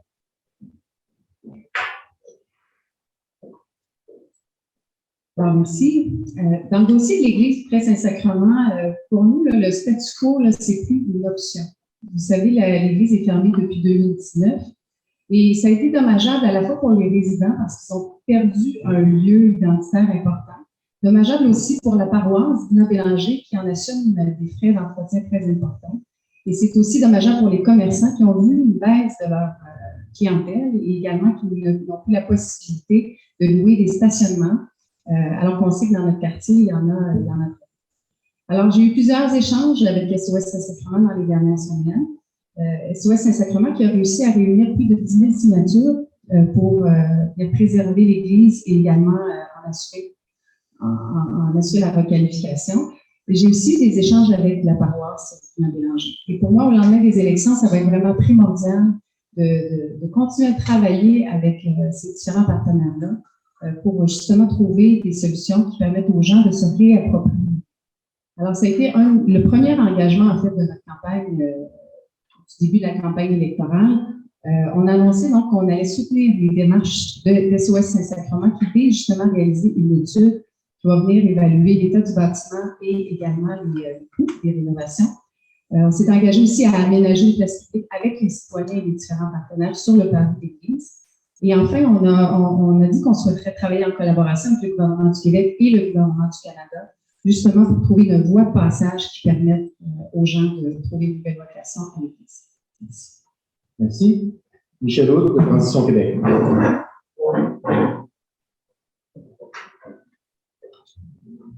Oui, voilà. La Ville a le devoir de s'en occuper. Il y a beaucoup de bonne volonté pour sauver l'Église. Notre députée, Mme Catherine Dorion, veut aussi garder ce bâtiment à l'allure d'une cathédrale. Cette Église a été pendant plus d'un siècle un lieu de rassemblement pour notre communauté. Ce monument est un legs de nos parents et grands-parents. Ce serait une grave erreur de laisser cet espace à un promoteur qui construira des condos de luxe. Si nous pouvons trouver les fonds pour sécuriser l'Église, ce serait miraculeux, mais sinon, cet espace se doit de rester relié à des activités communautaires et éco-responsables. Je tiens à vous dire que j'ai entrepris des démarches avec l'organisation de notre député pour faire avancer le dossier, mais cela est en attente actuellement, car il y aura une évaluation des fondations du bâtiment à l'automne. Fait que sachez que ça me tient à cœur terriblement. Puis je suis très militant. Puis avec SOS, on a travaillé aussi déjà. Puis on va continuer à travailler ensemble. Merci. Jean-Pierre Dussault, de Québec 21. Ce débat n'est pas simple, dis-je. Oui, nous souhaitons tous conserver notre Église et tous les scénarios doivent être envisagés. C'est un joyau de notre secteur. Nous saluons la volonté et l'implication citoyenne de SOS Saint-Sacrement. Malheureusement, les 10 000 signatures qu'ils ont reçues, pratiquement aucun don de suivi. De l'autre côté, pour avoir parlé à 2 reprises à M. André G. Bernier, directeur général de la fabrique, voici les faits. Il faudrait présentement remettre 10 millions de dollars afin de réhabiliter le bâtiment présentement. Ensuite, un coût d'entretien d'environ 500 000 par année doit être envisagé. L'argent du diocèse de Québec est limité. L'Église Saint-Sacrement est malheureusement classée C, alors qu'ils ont 8 autres églises tout aussi prioritaires, classées A et B. Les pratiquants vivent leur foi ailleurs présentement dans la communauté de Saint-Sacrement. 4 lieux, Samuel Hollande, Jardin Saint-Sacrement et Champenoise et Gibraltar, qui, pour ces 2 cas, ont un prêtre en résidence en permanence. L'Église d'une valeur de 5 millions de dollars doit considérer l'ensemble de leurs églises sur le territoire et l'argent qu'ils pourraient faire avec la vente du terrain pour entretenir ce parc. Soyez assurés que nous ferons le maximum pour ne pas en arriver là. Il y a donc matière à réflexion ici et assurément, nous considérerons tous les aspects pour assister, dis-je, la meilleure décision possible pour les citoyens en fonction de l'argent public que nous gérons. Merci. Donc, prochaine question concernant les organismes communautaires. Donc, les organismes communautaires et loisirs sont de plus en plus interpellés par les citoyens en manque de ressources. On parle ici d'aide alimentaire, maintien à domicile, transport local, par exemple. Comment la Ville, sous votre administration, vont-elles soutenir les organismes unis? Cathy Garon de Démocratie Québec. Alors, nous savons que les organismes jouent un rôle de plus en plus important et ça, c'est une préoccupation parce que ça veut dire aussi que l'État peut-être est en train de se responsabiliser de certaines choses. Alors, c'est pour ça que je crois qu'il faut encore aider ces organismes dans tous les domaines pour faire en sorte qu'ils puissent avoir accès à la population. Et ce que nous proposons à Démocratie Québec, c'est une table de concertation des organismes parce que ce dont nous nous rendons compte, justement, c'est que beaucoup d'organismes n'ont pas les employés nécessaires pour faire face à la demande. Et cette concertation permettrait une moins grande concurrence entre les organismes. Et de cette façon, ils pourraient profiter des compétences des gens qui sont présents. Alors, ça permettrait justement de pouvoir soutenir beaucoup plus de gens à tous les niveaux. Alors, pour nous, la table de concertation est vraiment nécessaire. Et les organismes, je dois vous dire qu'avec cette campagne électorale, ça m'a permis de voir combien de gens sont impliqués dans les organismes à tous les niveaux. Et je dirais que ce soit dans l'aide alimentaire, que ce soit l'aide aux aînés aussi, les soins à domicile, très important. Alors, je crois que les organismes sont là pour rester et il faut absolument leur trouver les moyens et la Ville peut jouer ce rôle pour pouvoir donner des services à la population qui en a besoin.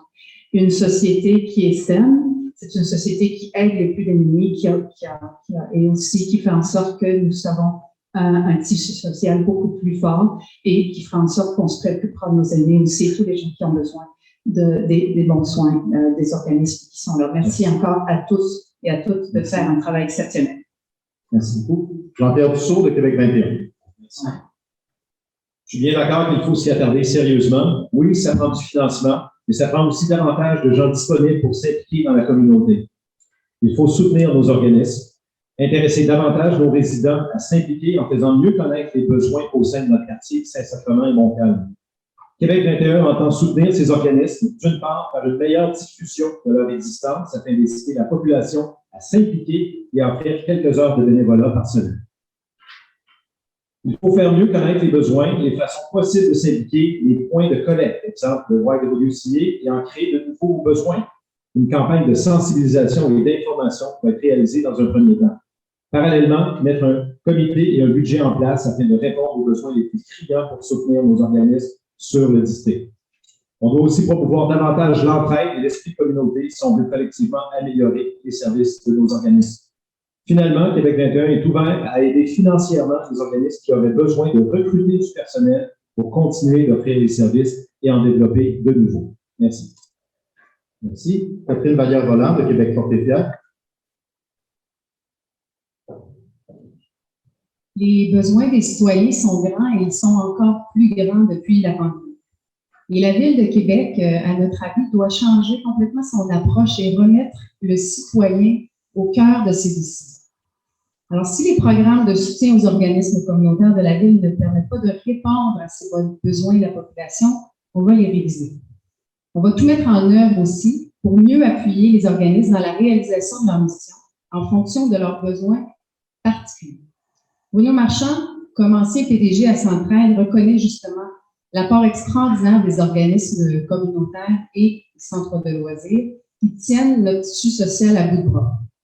Et d'ailleurs, on a annoncé la somme de 5 millions de dollars sur 4 ans pour soutenir à la mission les organismes communautaires et pour mieux faire connaître aussi leur offre de services de façon à ce qu'il y ait encore plus de gens qui puissent en bénéficier. Pour ce qui est des loisirs, les parents dont je suis me disent souvent qu'ils sont très satisfaits des activités qui sont offertes dans les corporations et les centres de loisirs, mais que c'est parfois compliqué d'y avoir accès. Je pense ici, entre autres, aux cours de natation, qui sont un service indispensable à la population et qui parfois causent de gros maux de tête. Alors, on va travailler en collaboration avec eux pour travailler aussi sur les irritants qui parfois sont générés par la Ville, pour cerner les enjeux et trouver des solutions.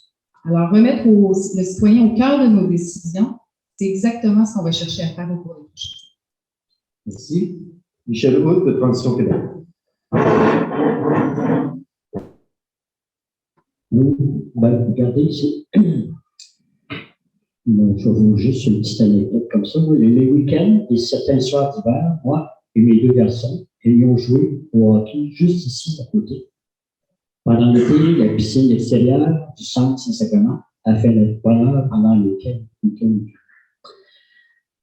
Sans le centre de loisirs Saint-Sacrement, mes enfants ne seraient pas aussi épanouis car, comme dit l'adage, dans un corps sain et esprit. Nous, de Transition Québec, croyons que les organismes communautaires sont prioritaires dans le district Montcalm-Saint-Sacrement. C'est pour cela que les loisirs Saint-Sacrement auront une augmentation de leur budget pour qu'ils répondent davantage aux besoins de la population. Voilà. Merci. Maxime Gervais-Renaud, peut-être Marie-Josée Savard.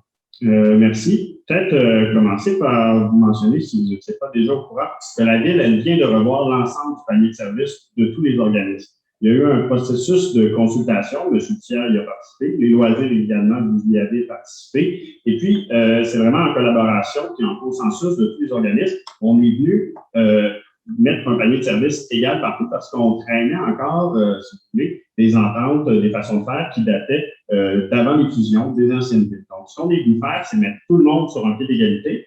Puis, ce processus-là a amené à même une bonification, en fait, des services offerts, notamment, par exemple, la gratuité des locaux. C'est évalué à peu près 3 millions là, de l'argent qui est au final économisé par des organismes. Ce processus-là est en cours d'être mis en place. Normalement, chaque organisme va être consulté. Et puis également, ça leur donne maintenant accès à plus de programmes. Donc, la Ville va être certainement là en accompagnement pour continuer. Une des actions peut-être importantes à faire, c'est continuer également de soutenir les bénévoles. Quand le service de distribution alimentaire de la Saint-Vincent-de-Paul a arrêté, la gang de bénévoles, il y en a présents ici ce soir, a vraiment suivi. Maintenant, c'est les loisirs qui offrent ce service-là. Et puis, c'est vraiment eux qui font le tissu social et local, donc il faut continuer de les soutenir. Et beaucoup de ces personnes-là sont des amis, en fait. Donc, puis sinon, de se donner des visions villes aussi. On se fait des planifications pour que tous les citoyens à la grandeur ville aient accès à que ce soit des jeux aquatiques ou des gymnases, des activités culturelles. Merci. Donc, c'était le bloc pour le tissu social.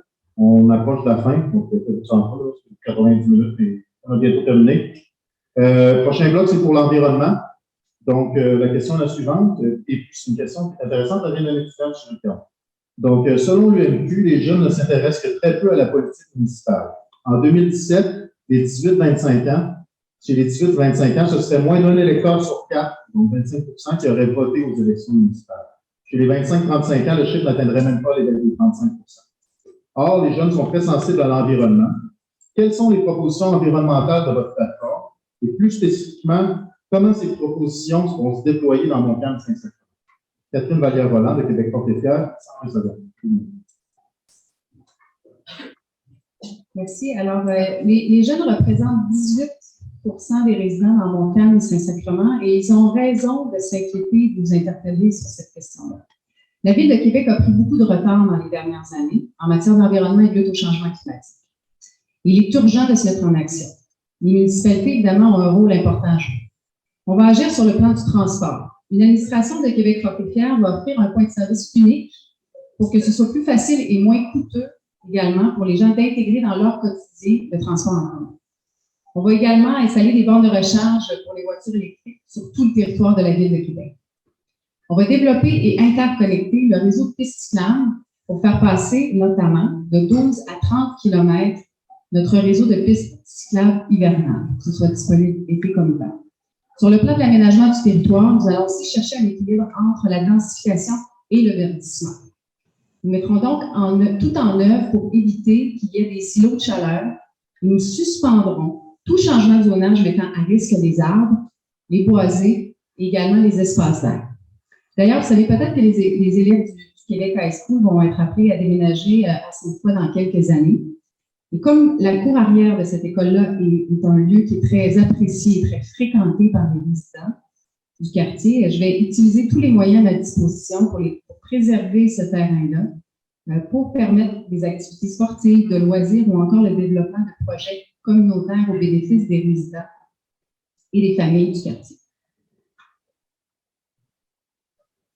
Dans un souci de reconnaître la part des citoyens à l'embellissement et au verdissement du quartier, on va aussi offrir dans le district un soutien financier aux initiatives citoyennes pour le développement durable et l'agriculture urbaine. Je pense ici donc, entre autres, au développement de nouvelles ruelles vertes et aux projets de compostage qui pourraient être multipliés un peu partout dans le quartier. Merci. Merci. Jean-Pierre Bouchot, Québec 21.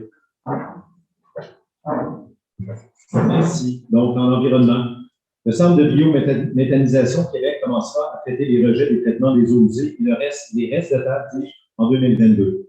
L'usine serait en mesure de recevoir chaque année 86 000 tonnes de résidus alimentaires et 96 000 tonnes de biosolides. Jean-François Gosselin a souvent intervenu à ce sujet au cours des 4 dernières années, puisque nous n'avons aucune garantie de réussite. Et ça, c'est important pour les jeunes. Par ailleurs, Québec 21 veut éviter la coupe de 1701 arbres du boisé de l'université et du boisé Legendre également, et ses lieux humides en s'opposant au projet de tramway. Difficile de penser à plus vert comme proposition puisque nous serons en souterrain. Nous préserverons donc la canopée en place et éviterons les îlots de chaleur au centre-ville avec une dalle de béton de 20 km de long qui viendrait avec un projet de tramway. À noter, le projet de métro léger se fait avec des tunneliers électriques en souterrain versus, entre autres, 40 000 voyages de camions diesel pour sortir la terre du quartier Saint-Jean-Baptiste qui serait dynamité. Pas très écologique, tout ça. Je suis toujours étonné quand j'entends les autres partis se prétendre verts alors qu'ils n'hésiteront pas à encourager le chantier dévastateur qui durera 5 ans. En fait, d'après les données du bureau projet, ça prendrait 7 ans pour venir annuler l'émission des gaz à effet de serre générés par la construction du projet de tramway. Un tramway sera une catastrophe écologique, malgré ce qu'on peut vous dire. On est enceinte ou on ne l'est pas, on ne peut pas l'être à moitié. Notre parti propose non seulement un mode de transport électrique avec son métro léger, mais également une option efficace qui ira au double de la vitesse du tramway, 50 km/h versus 18 km/h pour un tramway, ce qui incitera donc davantage les gens à prendre le transport en commun, au chaud, à l'abri des intempéries, sans entrave et rapide. De plus, le métro souterrain permettra de libérer de l'espace pour améliorer le transport actif en surface sur nos artères. Québec 21 tient la cause environnementale au centre de ses priorités en proposant des solutions novatrices à long terme pour le recyclage et le transport. Merci. Michel Houde, de Transition Québec.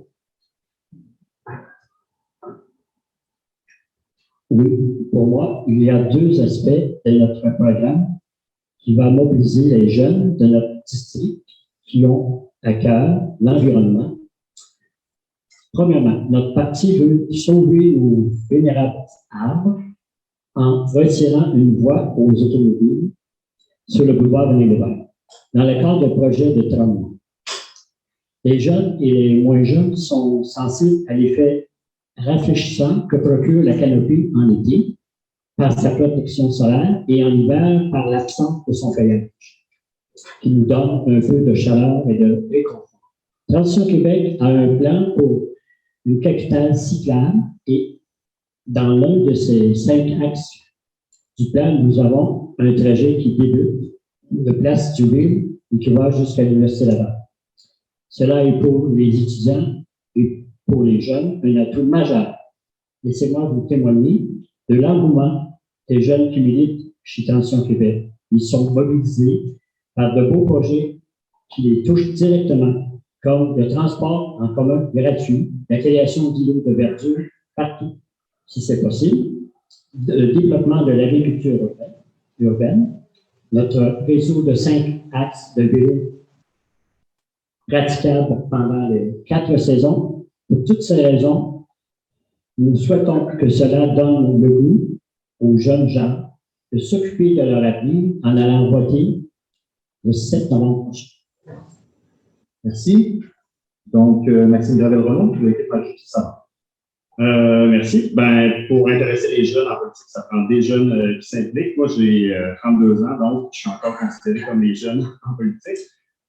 Sinon, c'est vraiment le projet de tramway pour l'environnement. C'est le projet que ça nous prend. Nous, on y croit aussi. Puis, c'est Daniel Genet aujourd'hui qui disait que des modifications au projet, on leur tarde de 10 ans. Je pense que ça fait trop longtemps qu'on repousse le développement du transport en commun. Et puis, il faut vraiment aller de l'avant avec ce projet-là. On est capable encore de venir, par exemple, compenser la canopée. Vous l'avez sûrement vu dans le quartier, mais aussi un peu vers Montcalm, sur Marquette. On plante des arbres, donc on est vraiment capable de venir compenser la canopée. Je sais que c'est des petits arbres sur qu'on pense justement pour le futur qui vont être là pour nous permettre. Puis on n'a pas le choix aussi d'avoir un entretien et un renouvellement de cette canopée-là. On a parlé du centre de biométhanisation, qui est quand même vraiment un projet innovant là, qui arrive à terme, qui va nous permettre de récupérer tout ce qui est les matières précises, mais aussi même de traiter les autres traitements de l'usine d'épuration. De ça sort le digestat qui devient du compost, donc une première valorisation. On valorise également le méthane, le gaz qui va pouvoir être réinjecté dans le réseau d'énergie. Et puis, également, on va venir avec le produit de tout ça, chauffer le futur centre hospitalier. Nous, en plus, on gère la fin du processus. Là. Donc, si on est capable de réduire les déchets, tant mieux, sauf qu'on a aussi une responsabilité à la fin du cycle de s'en occuper. Puis, finalement aussi, on a vraiment une nouvelle approche avec l'environnement. Madame Suzanne Béraud disait qu'avant, l'environnement, c'est une dépense, mais maintenant, c'est un investissement. Puis, quand on a des opportunités, on est capable d'améliorer les aménagements. Un exemple, c'est sur la rue Marguerite-Bourgeois. Présentement, il y a des travaux. Quand ils vont la construire, ils vont faire des avancées de trottoir, reprendre le modèle qu'on a ici entre le chemin Sainte-Foy et le boulevard d'Antan. Et puis même, l'objectif, c'est de le faire à la grandeur de la rue. Merci, Maxime. Katia Garon, de Démocratie Québec. Oui, alors au niveau de la mobilité durable, il faut absolument avoir un système de transport en commun qui soit efficace. Alors, nous voulons une fusion entre Lévis et Québec déjà pour avoir un système de transport en commun qu'on va pouvoir unir et qui va faire en sorte que les gens pourront facilement se rendre sur la rive sud, venir ici à Québec. On a beaucoup d'étudiants qui vont sur la rive sud dans les écoles techniques. On a beaucoup de gens qui habitent Lévis qui travaillent à Québec. Et avec le télétravail, on s'est rendu compte, j'ai vu beaucoup de gens en faisant porte-à-porte à nouveau qui travaillaient normalement à Lévis et qui maintenant sont à la maison et qui sont très heureux de ne pas avoir à traverser le pont. Mais si on a un transport collectif qui soit beaucoup plus efficace, ça permettrait justement aux gens de se rendre à Lévis beaucoup plus facilement. On prend des navettes avec des autobus électriques pour se rendre dans le parc industriel. De cette façon, les gens n'utiliseront pas leur voiture. Et aussi, on veut s'assurer que les gens puissent utiliser des systèmes, comme l'ont dit mes collègues, et je l'ai mentionné tout à l'heure, un réseau express de vélo aussi, c'est pour un réseau de 4 saisons, donc qui fait en sorte que les gens pourront l'utiliser pour se rendre aussi au travail beaucoup plus facilement et permettre aussi d'avoir un système qui nous permet aussi de pouvoir dire qu'il faut absolument qu'il y ait une implication citoyenne. Et c'est la raison pour laquelle je vous parlais au départ d'initiative citoyenne dans les conseils de quartier, des budgets d'1 million de dollars pour que les jeunes, justement, puissent avoir cette liberté et cette indépendance, autonomie de dire oui, nous avons des projets, oui, nous avons des choses à offrir. Et puis, c'est en leur donnant cette possibilité qu'ils vont beaucoup plus s'impliquer. Et les gens, on l'a vu de toute façon à la grande marche sur l'environnement. Vous savez très bien que ce sont les jeunes qui étaient là, qui ont initié tout ce mouvement. Alors, les jeunes sont impliqués, ils savent qu'il faut faire quelque chose concernant l'environnement. Et l'usine de biométhanisation, ce n'est pas une solution. Merci. Merci. Donc, écoutez, la prochaine question, ça fait plus de 90 minutes qu'on est ici à vous écouter, nous proposer des nouvelles choses, des nouveaux projets. Or, pour mettre en place de nouveaux projets, de nouvelles idées, bien, ça prend temps. Donc, la question va comme suit. Comment votre administration financera tout ce que vous proposez depuis le début de la soirée? Le citoyen ou le commerçant doit-il s'attendre à une hausse de taxes publicitaires? Bien, aller couper certains projets au service pour financer de nouvelles propositions. 60 secondes par candidat. Maxime Gravel-Renaud, équipe marché. Ça va. Merci. Ben, nous, on a annoncé dans le fond qu'on a accès à l'inflation, qui est déjà la pratique en cours, avec un maximum de 2,5 L'idée ici, c'est d'être prévisible, de savoir comment les gens sont capables de se planifier leur budget à eux aussi. On veut également permettre le paiement en bout de versements égaux sans intérêt. Encore là, c'est pour se donner un petit peu une meilleure planification. Sinon, c'est de garder le cadre financier de la Ville de Québec, c'est-à-dire le paiement accéléré de la dette, continuer de payer le plus possible les infrastructures comptables, donc on n'a pas besoin d'emprunter. Et puis également, c'est ça, je pense également qu'on n'a pas besoin de surtaxes ailleurs là, pour aller chercher plus d'argent. Par exemple, dans le projet du tramway, ça a été budgété, donc on est capable de se partager la facture. Merci. Parfait, merci. Patrick Vallière-Volant de Québec Fortifiant. Alors, sur la question des taxes, on a déjà indiqué qu'on allait respecter la capacité de payer les citoyens et limiter l'augmentation des taxes résidentielles à l'inflation en y mettant un plafond à 2,5 En ce qui concerne les commerces, on sait que plusieurs commerçants qui ont eu la vie très difficile durant la pandémie et donc on a annoncé également une baisse de leur fardeau fiscal. Donc, on va être extrêmement rigoureux dans la gestion des finances publiques et on va respecter les engagements que l'on a pris durant la campagne.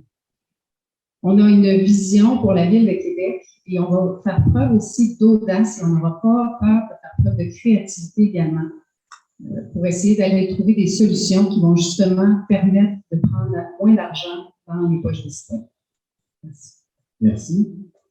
Michel Houd, de Transition Québec. Oui, voilà. Chez Transition Québec, nous sommes le seul parti à comprendre à quel point notre régime fiscal actuel nous condamne à l'étalement urbain. C'est pour cela que nous proposons d'utiliser les nouveaux pouvoirs de la Ville pour mettre en place les mesures éco-fiscalité. Il faut sortir de notre dépendance des taxes foncières. La science et les experts nous disent qu'il faut mettre en place l'écofiscalité pour optimaliser l'usage de notre territoire. Sinon, on va foncer dans le mur. Il faut utiliser chaque outil possible pour encourager les comportements éco-responsables. On veut un régime fiscal qui encourage les comportements écologiques et qui finance des mesures écologiques, comme le transport en commun gratuit. Pour ce qui est des taxes foncières, on ne prévoit pas de changement. Ça va dépendre toujours de l'inflation. Merci. Merci. Jean-Pierre Rousseau, de Québec 21. Oui, merci d'être encore ici. N'oubliez pas que Québec 21 est le seul parti à proposer un gel de taxes sur 2 ans pour favoriser la relance économique. Ensuite, nous ferons une saine gestion de l'argent du contribuable, rigueur et transparence. Les valeurs foncières résidentielles et commerciales ont explosé au cours des 3 derniers rôles fonciers, donc à peu près depuis 10 ans. Ne vous méprenez pas, ce n'est pas de l'enrichissement foncier, bien au contraire. C'est le marché qui dicte de la valeur de votre maison, de votre condo, de votre immeuble. La valeur foncière, elle, est un mécanisme de taxation. Certains acheteurs fuient même les propriétés où les comptes de taxes sont trop élevés. De plus, nous avons le plus haut taux de taxation résidentielle à 0,90 dans le district, sur le territoire, comparé à 0,85 pour la plupart des autres secteurs. Croyez-vous que ça favorise l'accès à la propriété pour les jeunes familles dans le secteur? J'en doute. Pourquoi devons-nous payer plus cher pour opérer un commerce dans Saint-Sacrement-Montcalm alors que nous avons les mêmes services qu'ailleurs et que nous risquons d'en perdre avec un éventuel tramway? Merci. Donc, Katia Garon, de Démocratie Québec. Alors, comme mes collègues l'ont proposé aussi, pour nous, c'est la même chose. Les taxes ne doivent pas augmenter plus que l'inflation. Le montant de 2,5% serait le maximum, même si l'inflation est un peu plus élevée en ce moment. Alors, pour nous, c'est la même chose. Sachez que nous, ce que nous voulons aussi pour aider les entreprises, c'est les taxes modulées. C'est-à-dire que l'exemple que donne souvent mon chef Jean Rousseau, c'est le Tim Hortons sur la rue Saint-Jean en Vieux-Québec et sur la côte du Palais n'a pas les mêmes niveaux de taxes que le Tim Hortons de Bourgneuf. Donc, il faut vraiment faire en sorte de pouvoir moduler les taxes, de sorte que les entreprises puissent déjà avoir une solution ici. Et comme on l'avait dit au départ, 50% des taxes puissent être payées sous 3 ans pour les entreprises. Alors, pour ça, nous aussi, c'est très important. Oui, alors, il reste quelques secondes, c'est merveilleux. Alors, je voulais ajouter quelque chose tout à l'heure, et là, malheureusement, j'ai oublié. Mais je vous remercie, et pour nous, la rigueur économique, c'est très important. Le gel de taxes ne peut pas être une solution. Merci. Merci. Donc, voilà ce qui met un terme aux questions publiques. On a presque terminé. Donc, avant de terminer, par contre, j'aimerais juste laisser une dernière parole là, à chacun des candidats pour qu'ils puissent vous convaincre une dernière fois de voter pour eux le 7 novembre prochain. Donc, rapidement, en 60 secondes. On va commencer avec M. Wood, Transition Québec. Oui, voilà. À la question « Pourquoi moi ?» Je crois sincèrement que mon parcours et mon implication sociale est un atout pour notre communauté. Je souhaite m'investir au maximum pour contribuer davantage dans le district Montcalm-Saint-Sacrement, que ce soit en exigeant de la ministre, Mme Nathalie Roy, de classer notre petite cathédrale comme un bien patrimonial et travailler pour obtenir un budget pour transformer l'église Saint-Sacrement en centre communautaire éco-responsable. Lutter pour la protection des arbres en limitant les permis d'abattage. Le dossier du développement sécuritaire des pistes cyclables sera une autre de mes priorités. Je veux aussi apporter aux aînés de la bienveillance dans leur monde de grande solitude. Je crois être la bonne personne pour cette mission, tout comme vous. Merci. Merci, chez nous de Transition Québec. Donc, Katia Garon de Démocratie Québec. Alors, pour moi, sachez que je ne suis pas là pour incarner une façon de faire. Je suis là plutôt pour incarner les besoins de la population de Montcalm-Saint-Sacrement. Et ça, pour moi, c'était une chose très importante parce que je suis depuis 30 ans dans le domaine du service. dans le domaine d'être là pour les autres et ça va continuer. Alors pour moi, les 3 mois déjà, et ça a été vraiment une expérience extraordinaire de pouvoir parler un à un avec les gens et d'être en mesure de comprendre très bien les préoccupations de tous.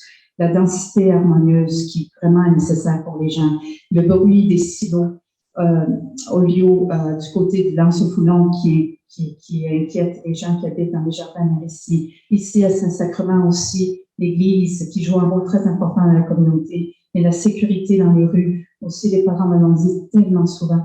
Alors pour moi, je dois vous dire aussi, comme dans mon cas, les arbres. Vous savez qu'il y a 8 ans de différence d'espérance de vie entre la Haute-Ville et la Basse-Ville. Et ça, c'est grâce aux arbres qui absorbent les pollutions. Alors, si on se défait des arbres, c'est la qualité de vie qui sera en péril. Et pour moi, c'est une des raisons pour lesquelles je suis là, pour préserver la qualité de vie des gens de Montcalm et Saint-Sacrement. Merci encore à tous. Merci. Secrétaire de Démocratie Québec, Jean-Pierre Dussault, de Québec 21. Merci à tout le monde d'être venu ici ce soir. Merci à mes amis, à mes bénévoles, à ma conjointe. Merci à M. Mathieu pour l'organisation. Comme vous avez pu le constater ce soir, j'ai décidé de me présenter en politique parce que j'aime mon quartier, ses gens, son histoire, ses arts et la démocratie. Je suis également un homme d'affaires qui a à cœur la relance économique et le succès de nos commerçants. L'impact du tramway dans notre secteur aura des conséquences très graves, comme vous le savez, sur la qualité de vie et sur l'environnement. Il n'y aura pas de demi-mesure. Ce sont des expropriations, des drames humains et des fermetures de commerce que nous vivrons. Le plus gros projet de l'histoire de la ville, mais aussi celui qui a le potentiel d'être le plus désastreux. En votant pour moi et pour Québec 21, vous ferez non seulement un meilleur choix pour les années à venir, mais également pour les futures générations. Souvenons-nous que le BAP a rejeté le tramway en le qualifiant de mauvais projet pour Québec. Il a recommandé dans son rapport d'évaluer davantage l'option d'un métro léger. C'est ce que Québec 21 a fait. Enfin, le premier ministre Legault a récemment dit cette semaine qu'il est prêt à travailler avec le prochain maire et à respecter le choix de la population. Ce choix, il vous appartient le 7 novembre prochain. Merci. Merci. Merci, Gravel-Renaud, de l'équipe Marie-Josée Savard. Serviteur dans mon église, serviteur dans la cité. Je ne sais pas combien de fois j'ai entendu M. Bussière dire ça. Puis c'est pour montrer vraiment le dévouement qu'il avait dans son travail pour les citoyens, pour les citoyens. Moi, c'est vraiment ça qui m'a inspiré, qui m'a guidé, qui m'a montré qu'est-ce que c'était le travail d'un élu. Puis, j'ai retrouvé les mêmes valeurs, les mêmes engagements dans Marie-Josée Savard, dans l'équipe qu'elle a mis en place. Moi, je disais toujours à la quincaillerie, je n'étais pas un vendeur, j'étais là pour régler un problème. Quand vous arrivez, on vous dit « Bonjour, comment ça va? Comment on peut vous aider? » C'est ça le travail des élus, de diriger la ville. Et puis, je pense également avoir la connaissance, l'expérience quand même pour justement bien vous guider, bien guider les citoyens, et permettre à la ville de continuer son essor, d'être une ville à partager pour tout le monde. Sophie? Okay, merci. Maxime Gravel-Renaud, du groupe Marie-Josée Savard. Et finalement, Catherine Vallière, de Québec Porté. Alors, en peu de temps, j'ai établi des liens de confiance avec les résidents, avec les organismes et avec les commerçants du district. Et ça m'a permis donc de construire des ponts, de cerner des enjeux et de développer des projets qui vont répondre justement aux aspirations des gens du Québec. Il existe dans Montcalm et Saint-Sacrement des forces vives, des personnes et des institutions qui gagneraient à être davantage reconnues et mises en valeur. Et moi, je m'engage aujourd'hui à être à leur écoute, à porter leur voix et à m'assurer que leur travail soit reconnu et que l'on donne suite aussi aux requêtes et aux demandes des citoyens qui sont rarement sans fondement. Avec Québec fort et fier, nous allons vouloir bâtir une ville qui nous ressemble, une ville qui nous rassemble. Alors, chers citoyens, j'espère de tout cœur que le 7 novembre, on va faire de Québec une ville forte et fière. Merci beaucoup. Bonne soirée. Merci. Donc, Catherine Vallière-Roland de Québec Porté. Donc, voilà, c'est ce qui conclut la soirée de ce soir. Je vous remercie pour votre attention. Je tiens à remercier les 5 candidats qui ont répondu présents, qui se sont prêtés au jeu de façon superbe. C'était très civilisé. Vous avez été bon pour respecter le temps. Je n'ai pas eu trop à intervenir. Je suis bien content de vous remercier. Et j'invite les citoyens, si vous avez des questions, à aller leur poser, là, vous allez pouvoir y aller. Bien sûr, on essaie de ne pas accaparer là, un candidat, on essaie d'être responsable parce qu'il y a peut-être plusieurs questions qui vont venir. Ils ont des dépliants aussi qui pourront vous remettre sans problème. Ils sont la plupart, là, je crois, là, présents à notre fête de quartier en fin de semaine, si jamais vous voulez les rencontrer également samedi. Donc, merci à mon équipe pour l'organisation, qui sont restés à veiller tard ce soir. Je vous remercie. Ce n'était pas prévu dans notre plan de match, vous êtes restés, donc je suis très content. Merci beaucoup. Et je vous souhaite une bonne soirée, tout le monde.